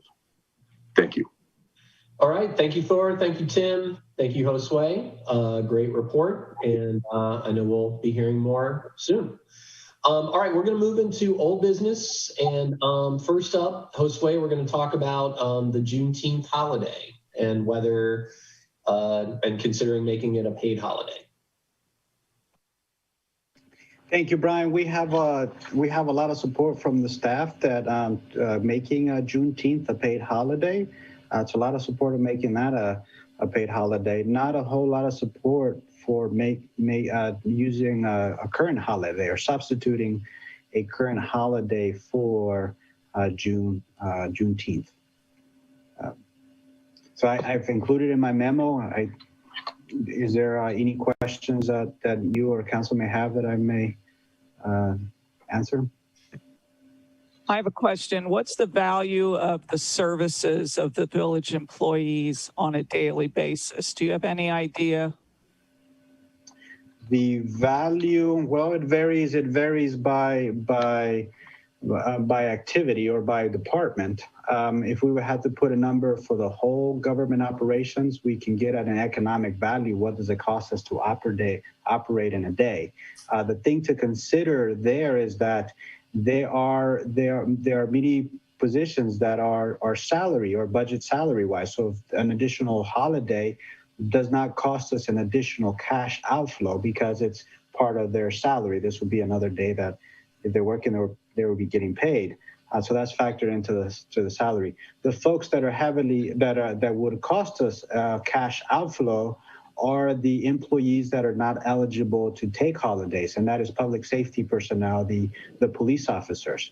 They are not able to take holidays, so this is according to our local ordinance. So what we do for those employees is that we pay them out the equivalent of the holiday hours, and that amount is a little over $3,000. I included that in my memo, and I will pull it up and give you the exact figure.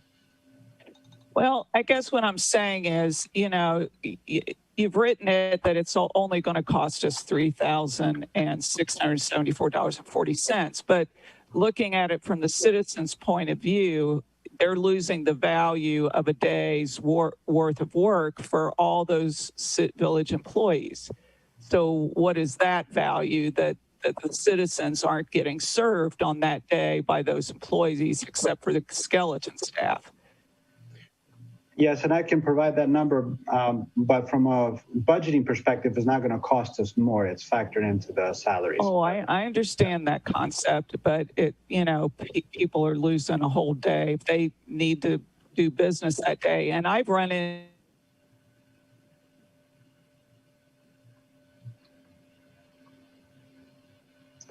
I think we lost Laura's internet, Brian. Yep. Hopefully it doesn't happen here as much as. So yeah, I know. I'm going to be signing up for that fast. I'm going to be signing up for that fast internet. Yeah. I'll be signing up for it. So, but good. Anyway, so down there, their courthouse, Thanksgiving used to be Thanksgiving, and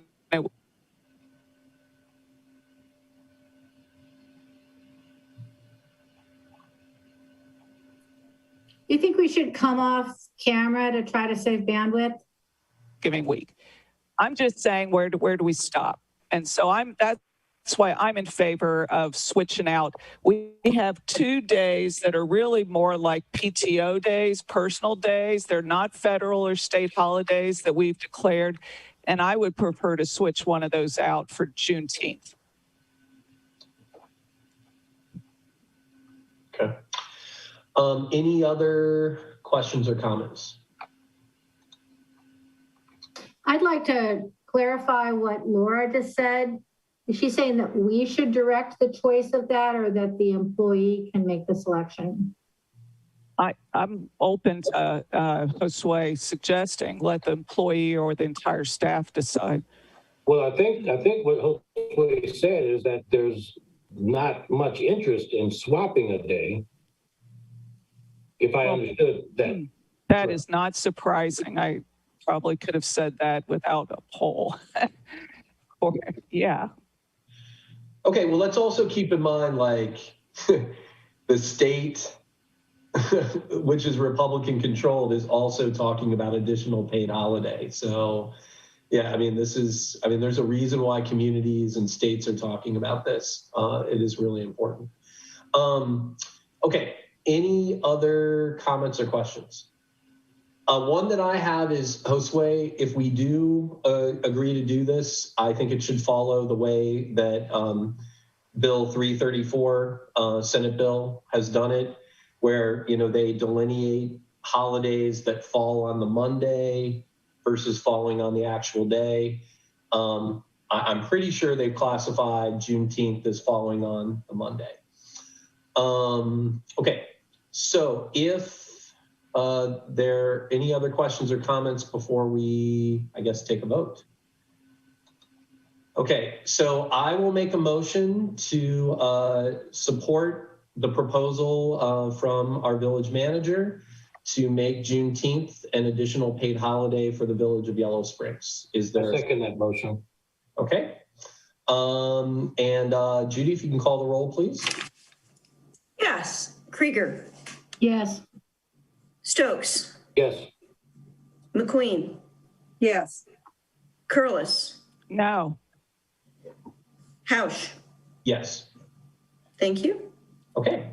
Our second topic of old business is falling under our meaningful action related to anti-racism.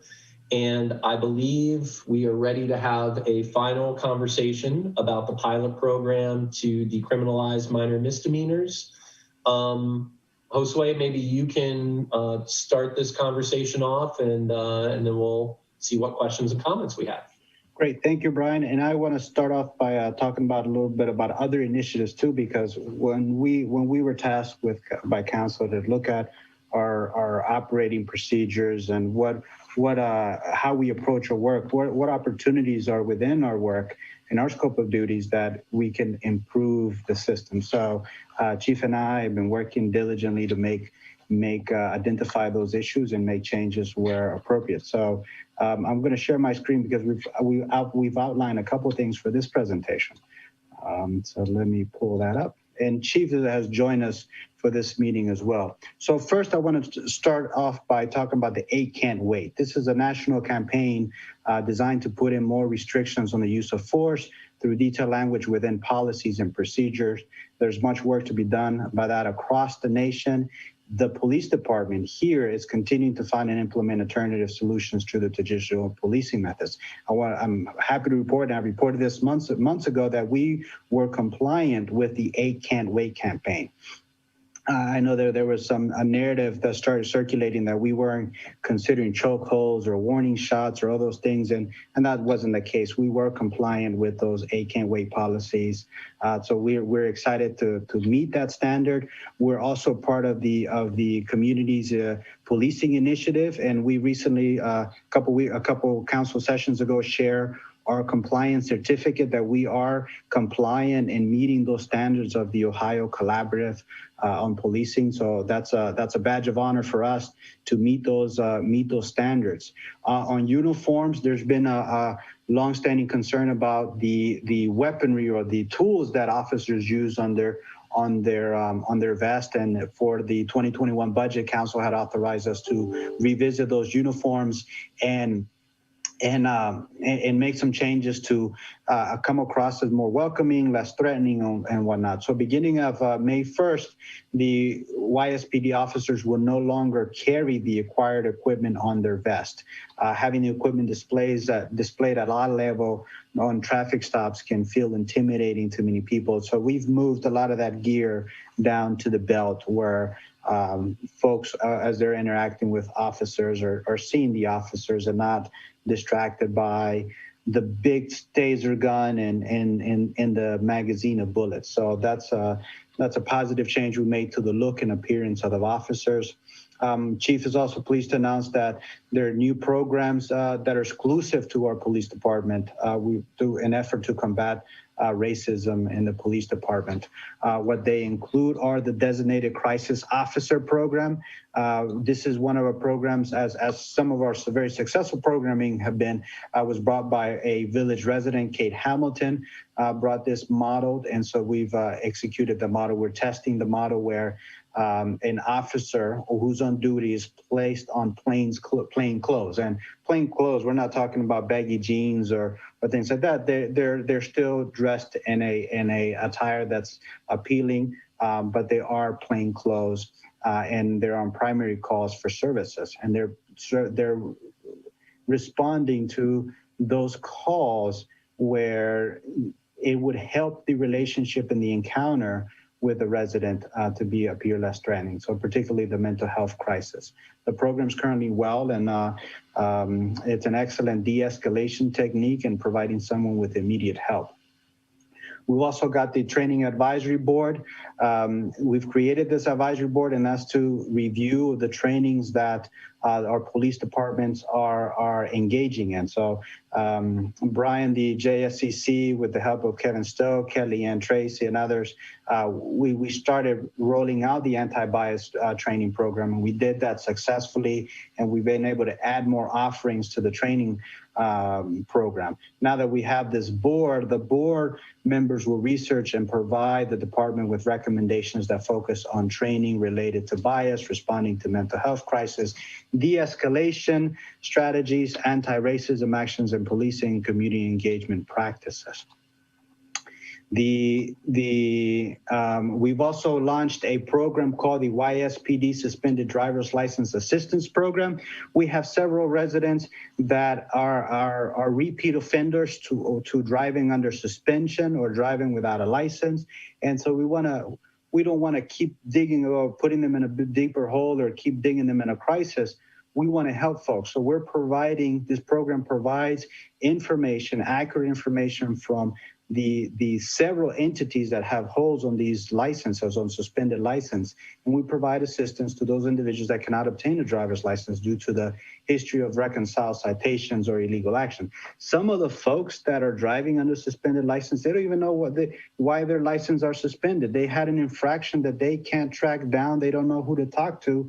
We're leveraging our technology and our resources to find out why a driver's license is suspended, and more importantly, what they can do about it to become current on their driver's license.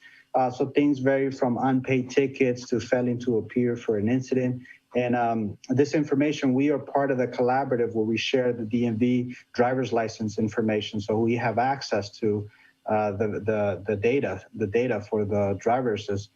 So over time, this information is shared from state to state, and obtain a valid driver's license may feel impossible to achieve. We make that possible. We help them have access to the information and resolve their issue.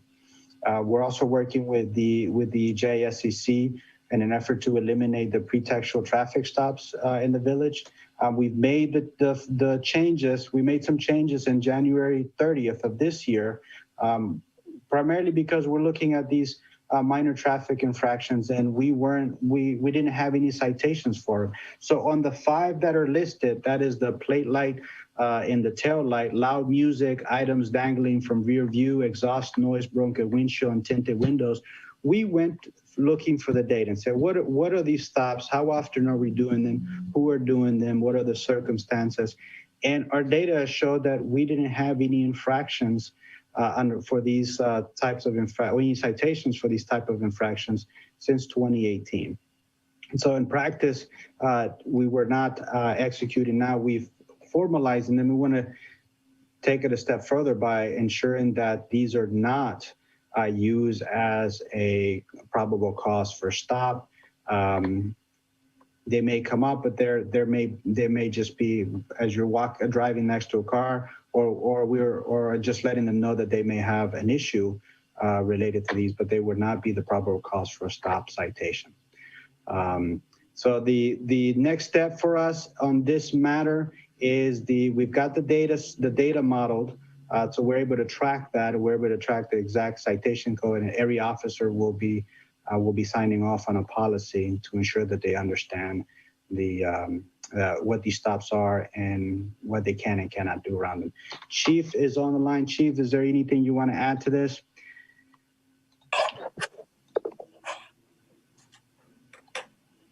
Am I off mute? You are off mute.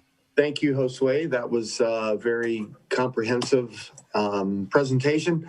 The only thing to mention was regarding the 8 can't wait, there were some policy language changes, specifically to duty to intervene.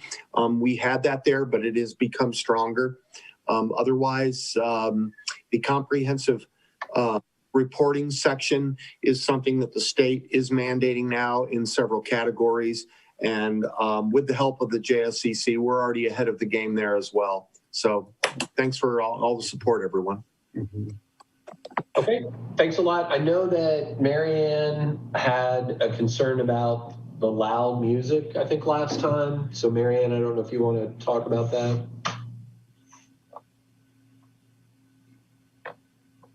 Well, first of all, I'm going to note that we're well over a half hour behind schedule. Yeah, and as time goes on, I don't imagine I'm the only one who starts sort of losing enthusiasm and attention for in-depth discussion. So that's unfortunate.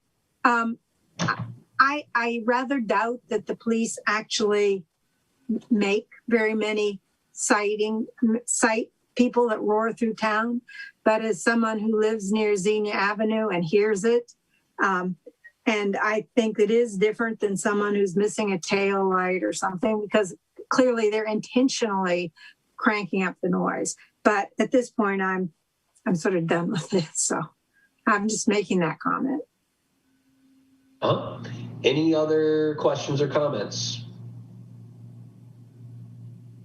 So I was hoping you would schedule a JSCC meeting, because when I read the minutes and my memory served me correctly, that we were, this is the subcommittee I'm working on, and that we were going to bring this back to the JSCC, because particularly on pretext stops, the idea is there are way more minor violations that could be included. This is just sort of step one. And also, I'm glad that Josue and the chief are aware of some of these other issues, but we haven't even begun to look at the 8 that can't wait and compare our policy to some of the policies elsewhere. Yeah, I think, so my thought would be if there's something more structured that the subcommittee is working on, that is ready to get feedback on, that'd be great. I think this minor misdemeanor process was an example where I know things kind of have been talked about for a while, and we finally got some things on paper. So that would be my thought. But I guess in terms of this pilot that we're talking about right now, any other comments? Are we ready to move forward? Well, I think we should move forward, but we probably need a JSCC meeting to get scheduled sometime soon. Okay, well, let's figure out what that would be focused on. But all right, but Josue, Chief, you guys are clear on where you're going with this? Seems like. Yes. Okay. I just want to add something real quick. I think it's worth repeating part of Josue and Chief's presentation that all the typical things that we talk about as pretext stops, we have not been writing citations for those for the last 2.5, 3 years. So it was mentioned. I just think we just want to reiterate that, because again, if you ask anybody what are the typical pretext rationale for stops, I think those 5 or 6 that have not been being addressed or haven't been cited, I think it's commendable to just consider the direction that the department, that YSPD has been going in a positive direction for quite a long time. Yeah, thanks for highlighting that, Kevin. I think that's a great point. All right, so I think we're going to move into our new business items. First of all, Josue, let's talk about the sidewalks and COVID protocols. This could be a brief topic, Brian, because there are things that we could do in-house. In short, the businesses are, as you know, it's been tradition that they put some tables outside on the sidewalk. The current setup for the tables, primarily at the Green Canteen and Current Cuisine, don't allow for the 6 feet distancing per our ordinance and resolution. So that creates a bit of a challenge for us in terms of that safeguard or that precaution that we're encouraging folks to take. So currently we've asked the businesses owners not to put those tables out because it just doesn't allow for the 6 feet distancing. The guidelines may change down the road. One, our ordinance becomes null and void when the pandemic no longer exists or the emergency is no longer an active emergency. Two, the CDC guidelines may change to 3 feet distancing, and I think that would solve the challenge for both the canteen and the and Current Cuisine. Okay, and I also know there are efforts to put out picnic tables and find other places for seating. So yeah, I would like to reiterate that we are not out of this yet, and we need to be very vigilant. But I think from my conversations with Josue and the team, we're really open to figuring out other ways to alleviate the tightness and stress of downtown. So, okay, any other thoughts on this topic? I have a question. So I saw white tents and picnic tables on Mills Lawn. I'm sure those are for school purposes. I have an idea if they stay up on the weekend, then people start using them. I don't know if we should work out some kind of formal agreement with the school about that. And also we talked about doing our own tent and tables somewhere. I don't know if we're thinking about that again. Thanks. We have 2 tents and the schools has one of our tents. And I think they're using it at the high school. But that's something that we can explore further, and we can set up our own tent. One of the ideas I share with Brian goes back to when we initially thought about designating a food truck area that we could revisit, designating the 2 parking spots on the railroad and setting up picnic tables as a giving a space for folks to be able to get off the sidewalks and enjoy a gathering or a meal. All right, thanks, Josue. Mary Ann, let's talk about the conflict management training.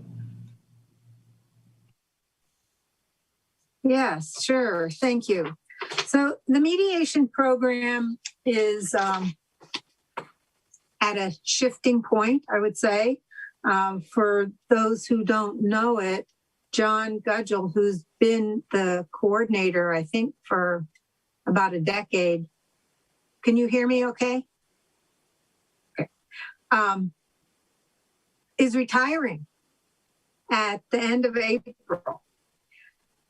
The other piece that we're very fortunate about is that both Sarah Wallace and Jay Rothman are stepping up to get more involved and offering training for the community.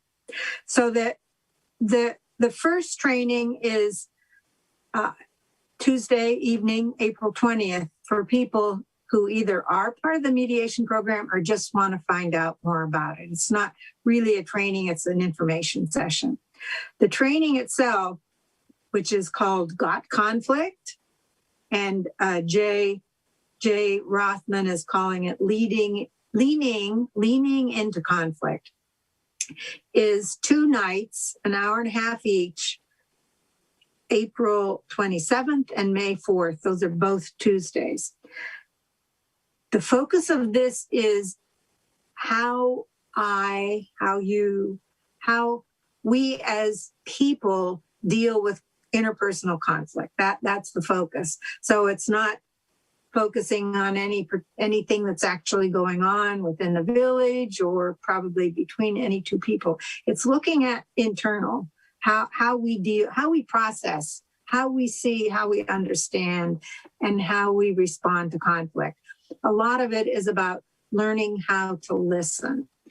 And Jay Rothman has built an international reputation, both developing a conflict resolution strategy and also dealing with what he calls identity-based conflicts. And he has different levels at which we can look at where that conflict lies. For example, is it, I have a pie and am I going to share part of it or not, to racial issues or issues or nationality issues. So we are hoping to get a lot of people. It's going to be a virtual Zoom training. There will be a booklet that's for free. Jay and Sarah and John are offering their services for free. And I heard, Laura, that there's a conflict on, I guess she said the 27th. I am really hoping that every council member will sign up for this class. I'm hoping that we get a number of staff people. And I also request that staff send this information out to all of the commissions and that we can get some commission members to partake. The more we can get a shared sense of how to deal with conflict as community members, the better we can deal with conflicts in our community. So thanks. Thank you, Marianne. And I appreciate you highlighting how important it is for the village team members, including council, to participate. All right, and I know there'll be information shared out about that to everyone actively. Lisa? Yeah, I couldn't support this more, and it was with great disappointment that I saw the schedule, because in addition to the conflict that Laura identifies, as we all know, the first week of the month is Hell Week for councils, and that Tuesday is Planning Commission also. So for, I realize that there is no such thing as a perfect date, but certainly the first week of the month, and to a lesser extent, the second week of the month, really ties up a lot of those who carry a heavy commission load. And, there's just no choice to attend. So it's a shame. And if there's any way that there's any flexibility to get that meeting off the first week of the month, I would ask for reschedule. I will see if that's possible. Okay, thanks for bringing that up, Lisa. Yeah, thank you. Okay, Laura, let's talk about the TGL recusal issue and potentially soliciting an opinion. Yeah, so I think we need to understand the parameters, because there are people like me who've been in government for 20 years and been a lawyer for almost 29, been through a lot of ethics trainings and read the opinions, and I don't read them as expansively as the village solicitor. And I think, for example, and I brought this up last time, 85-006, they asked the exact question on status, like, does someone's status as a realtor mean that they're conflicted out from, because they may at any moment sell any particular piece of real estate or see it as somehow cutting into their business or something, And the answer dove deeply into what is a direct pecuniary gain. And this all has to do with how is money going in your pocket and how directly. And then there's that gray area that it might be the apparent, the further away you get from direct pecuniary personal gain, the more it might be an appearance. But truly, and I think my example is on the way far end of it is, yes, I have a permit. Yes, I have a gutted room. Yes, it's costing me way too much to try to improve it. And will it ever be a TGL ever? Maybe not. Maybe it'll be my home office. So just the fact that I have a permit, that seems pretty remote in terms of me being a TGL operator. And that's one issue. The second issue is who gets to declare that you have a conflict. It's the elected or appointed official's responsibility to declare it. Josue or you or Thor cannot tell me that I have a conflict. I have to tell me. I would have I have to announce This it. in my duties as law director if I did not advise you on what the consequences of that law are. I understand what they are, but it's up to me to know the facts and circumstance. You can tell me what the law is, but I have to know. You don't even know my facts or circumstances or anybody else's. Which is why I have to ask. And then I recommend that someone recuses. And if they don't take my legal advice, but Laura, I will happily ask for an opinion from the Ohio Ethics Commission. And I would need, I think so. We talked about earlier, I'm not going to do that just on one council member say so, but if council says, yes, we would like an opinion about this, then I will happily ask for an opinion from the Ohio Ethics Commission. Okay, and I'll just interject. I mean, I did watch that planning commission meeting and I heard Brianne make the recommendation. I heard other people jump in and maybe, push it further, but I definitely heard Brianne articulate it as a recommendation. I watched that video a couple times. So the question on the table, I think is not, I guess, about doubt, at least for me, for our village solicitor's opinion, but really is there an appetite from council to get this separate opinion about who needs to recuse? So I don't know if other council members have questions or are ready just to say what they want Brianne to do. Well, personally, I mean, this is Kevin speaking. I tend to err on the side of caution, and whether it's just appearance or anything else, one person's appearance becomes their reality. So I think if there's any reason to be concerned, I think we should avoid potential or the appearance of conflict. And that's easier to do than not, in my opinion.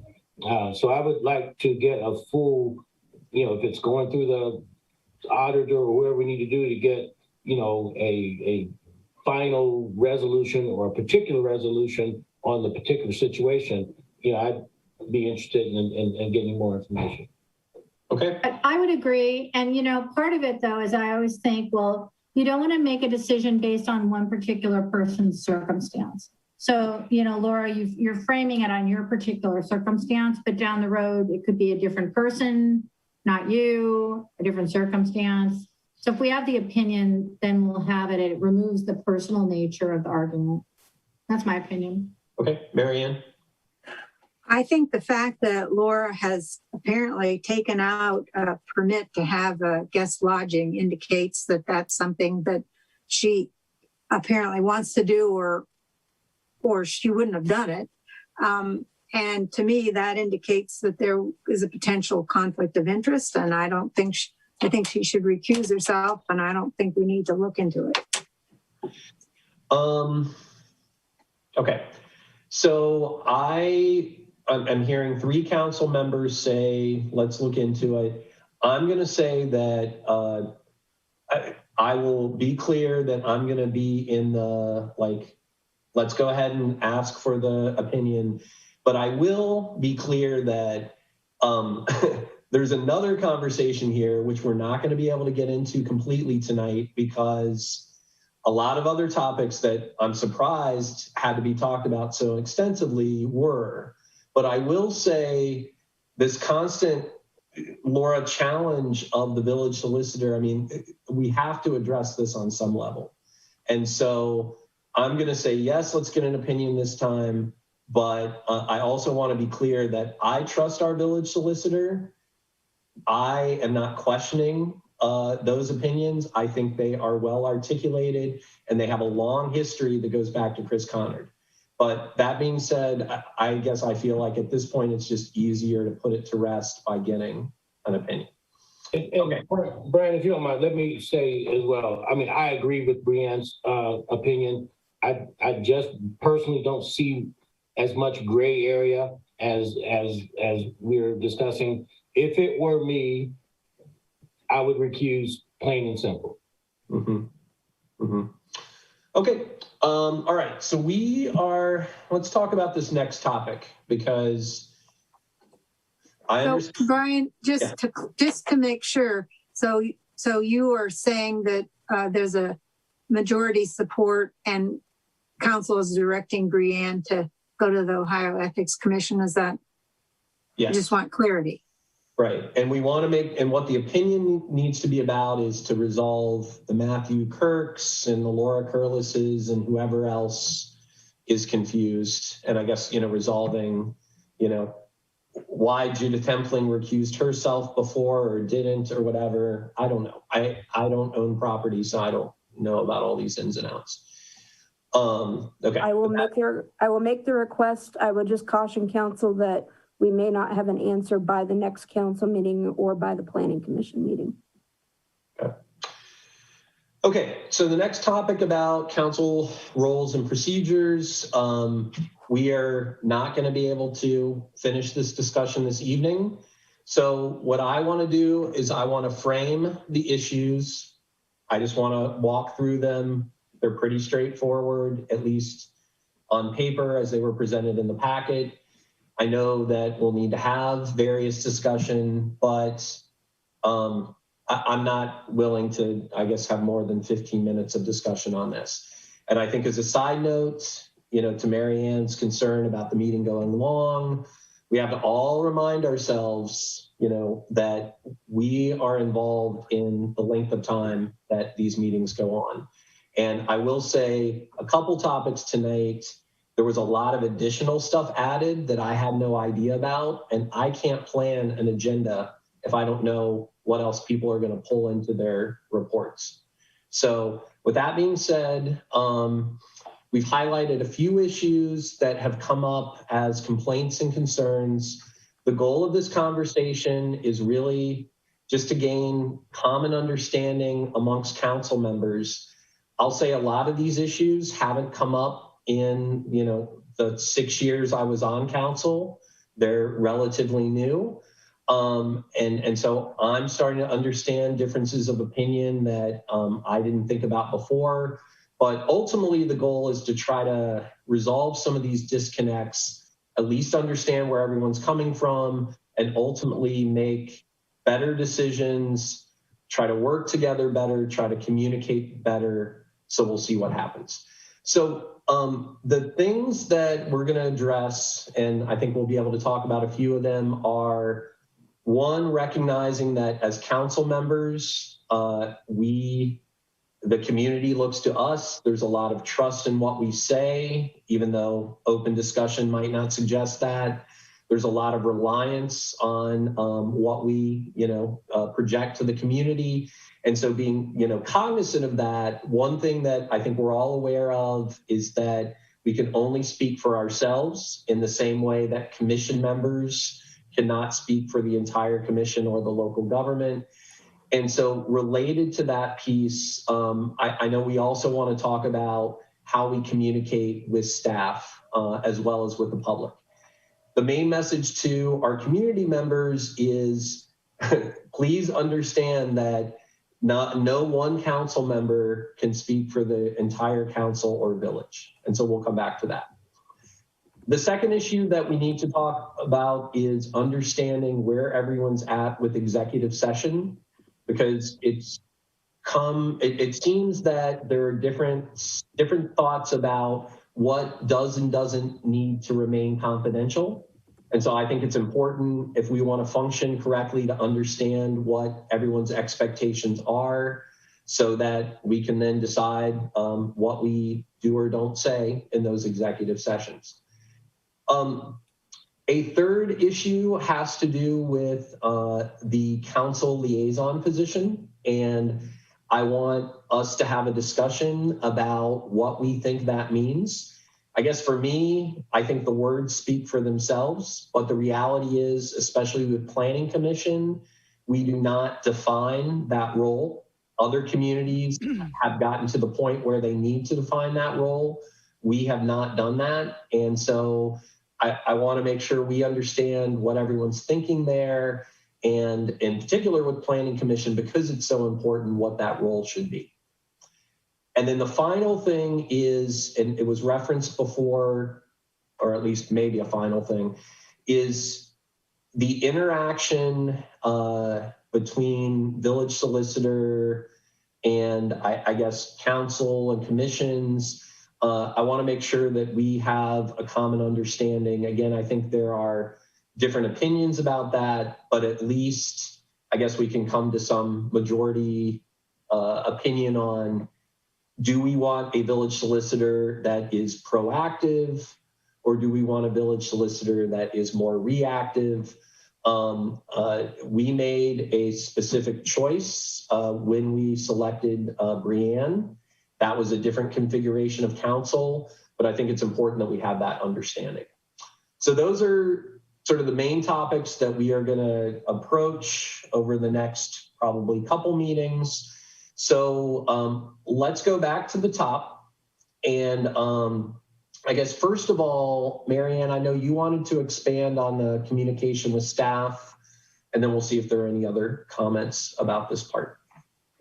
Yes, I think that for the public and for us, we need to know that council as a body is the boss of Josue and Judy, and I guess Brianne as a body. But any individual council member is not the boss of any of those people. That's sort of a crass way of saying it. But so where that gets into a negotiation that I think we have to have a common understanding about is, can I, as an individual council member, request Josue to do something? Or under what situations can I do that? So, and I think you're right, Brian, we can't go into detail tonight, but I think that this is something that's very important.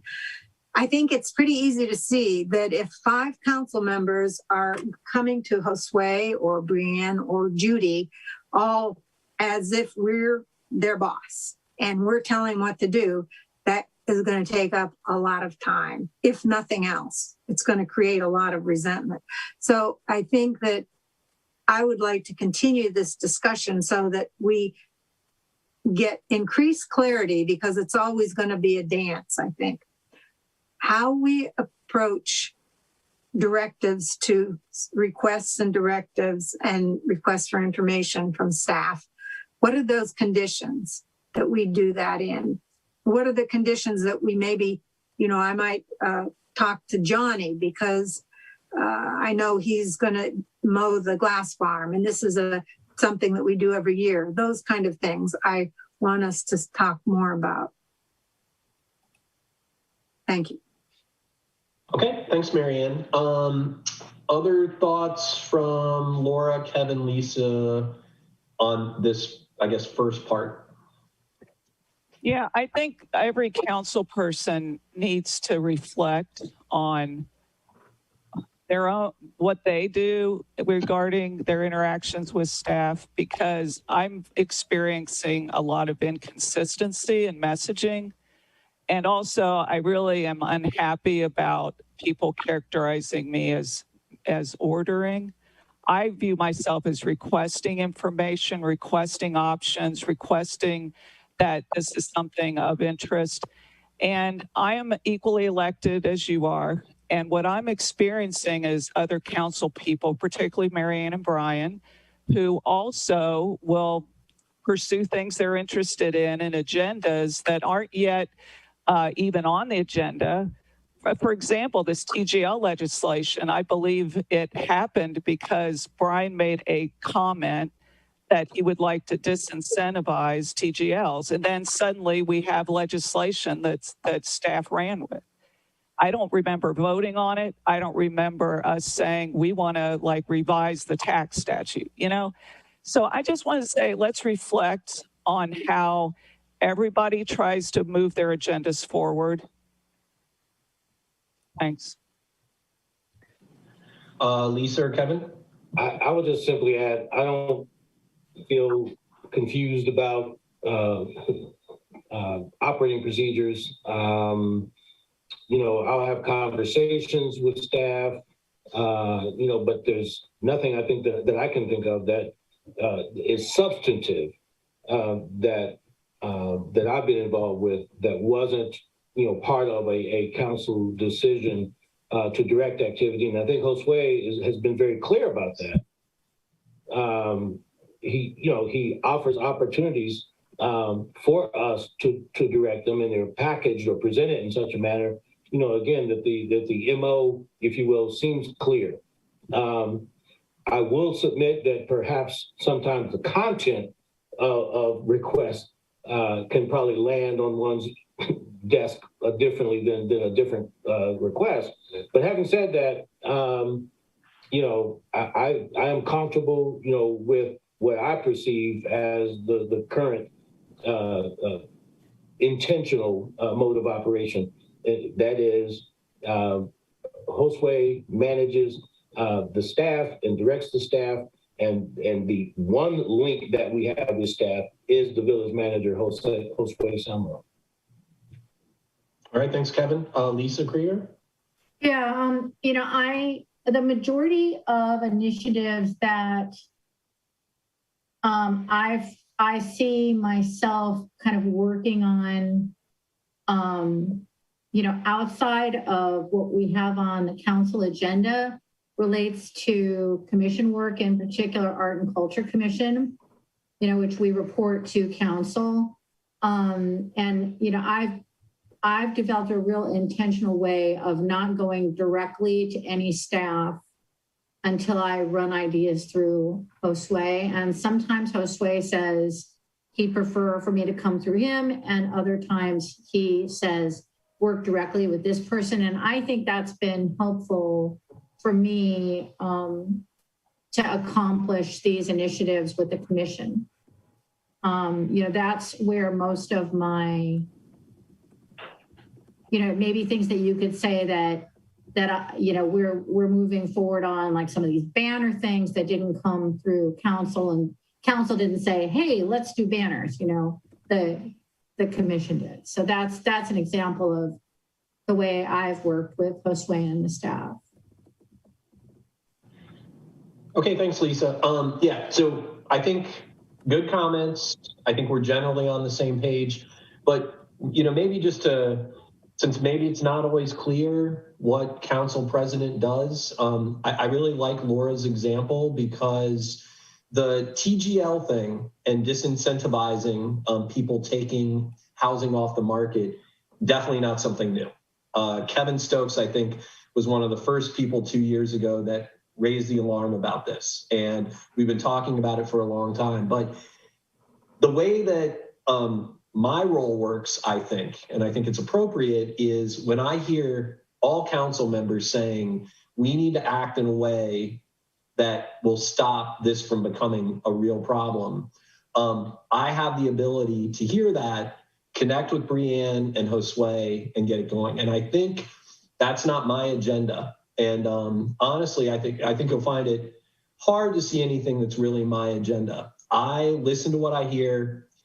When I sense that there's a majority, I want to move those things forward. But I'd love to be called out if I am abusing, that position, because I think it's important that none of us do that. So I think I will shift to one other small issue I want to highlight, see if there are any comments, and then we're going to wrap up this meeting. And that is related to the letter from Susan Stiles resigning from Planning Commission. I've heard she may be interested in coming back. But I specifically want to talk about a comment that was made in her letter that I don't want the community to get a misimpression about. And that was the comment that she was told that the decision about Planning Commission was political. And so I understand that for a layperson, the word political may mean a simple synonym for local government. But I think for people that are in the mix, and we all watch lots of TV, when you use the word political, it has typically for most people a negative connotation. I want to highlight that I've been on council now for almost 7.5 years, and I have never been or seen any decision about a commission or board be political in that sense. So I don't want Susan Stiles to think that. I don't want others to think that, because the reality is we never have enough people volunteering to be on commissions and boards. So almost everyone that applies gets appointed, all right? We may make some decisions about who's permanent, who's alternate, but I do want to be clear that at least I'm not aware of any political in the negative sense decisions going on. I'm not saying that's what the person attributed to making that comment meant or anything like that. But I do want the community to understand that, because that would be really the wrong impression for how we operate. So I'll pause there in case there are any other comments before we talk about future agenda. Okay, not seeing anyone mic on, and I think this has been a really productive meeting. So even though some topics went longer than we expected, I love having that conversation. We will come back to some of these other topics at our next meeting. But with that, Josue, I think you got in a lot to talk about. So I think we are probably okay to pass manager's report and talk about any future agenda items before we end the meeting. Do we have any future agenda items? There is one item. Per ordinance and related to solid waste and spring pickup, the law states that council is to set the rate for participation. So okay. That's a topic I want to bring up. I think I have reason to believe that past administrations didn't bring this up because it was political, but I would not be doing my job if not to point out that it is in the law and it's something that that council makes the decision on. Okay. And is that something we can do at the next meeting? Yes. Okay, great. Does that need to be done by resolution? Should you just bring a resolution and let council fill in the blank? Yes. Thanks. Okay. Anything else? I have two things. I think you might be able to vote on a nomination for Planning Commission for a regular spot and an alternate spot. And yes, I spoke to Susan and she does want to be considered. And we interviewed Gary Zaremski today and Susan on Wednesday. So that's one thing. The other thing is I would be interested in whatever legal methodology you want to use, whether it's an amendment to the employment manual to allow part-time workers on a pro rata basis to participate in the health insurance access, if that's at all possible. And I'm glad, Josue, you over budgeted for it. So maybe there's room in that budget for it. And I am interested in providing elected persons access if they pay the full premium, because there are opinions that it's not compensation. Now, people would have to wait till they got reelected or the newly elected people. But I think that given the importance of it in people's lives and the fact that the government healthcare has not totally worked out so that people can have access just because of the way it runs, and I could talk about that a long time. So thanks. If we could consider that, I'd appreciate it. All right. Thanks, Laura. Yeah, we'll definitely get those on a future agenda. Anything else? Yeah, I would like to not have the Rex discussion on the 19th. I'd like to wait until EC comes with a proposal for the climate action plan, because I think there will be a proposal regarding the Rex as well. So I'd like to move that to the May meeting. And then the other thing we talked about was a discussion about income tax considerations, whether we want to mess with the credit factor. I'm not suggesting it be in the next meeting, but I'd like to get it in the quay. Yes.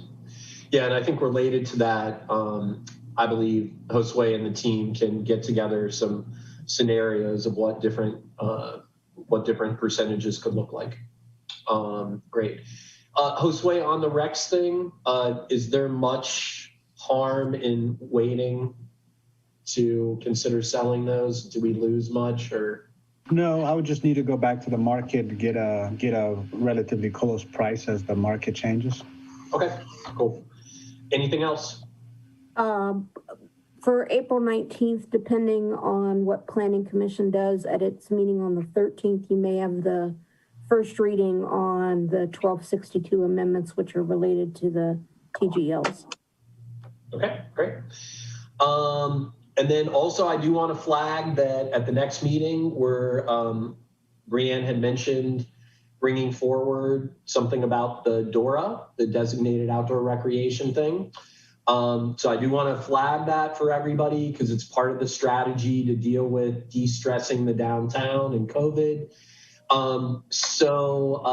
We'd love to hear local businesses. Megan, if you're still listening, feel free to highlight this.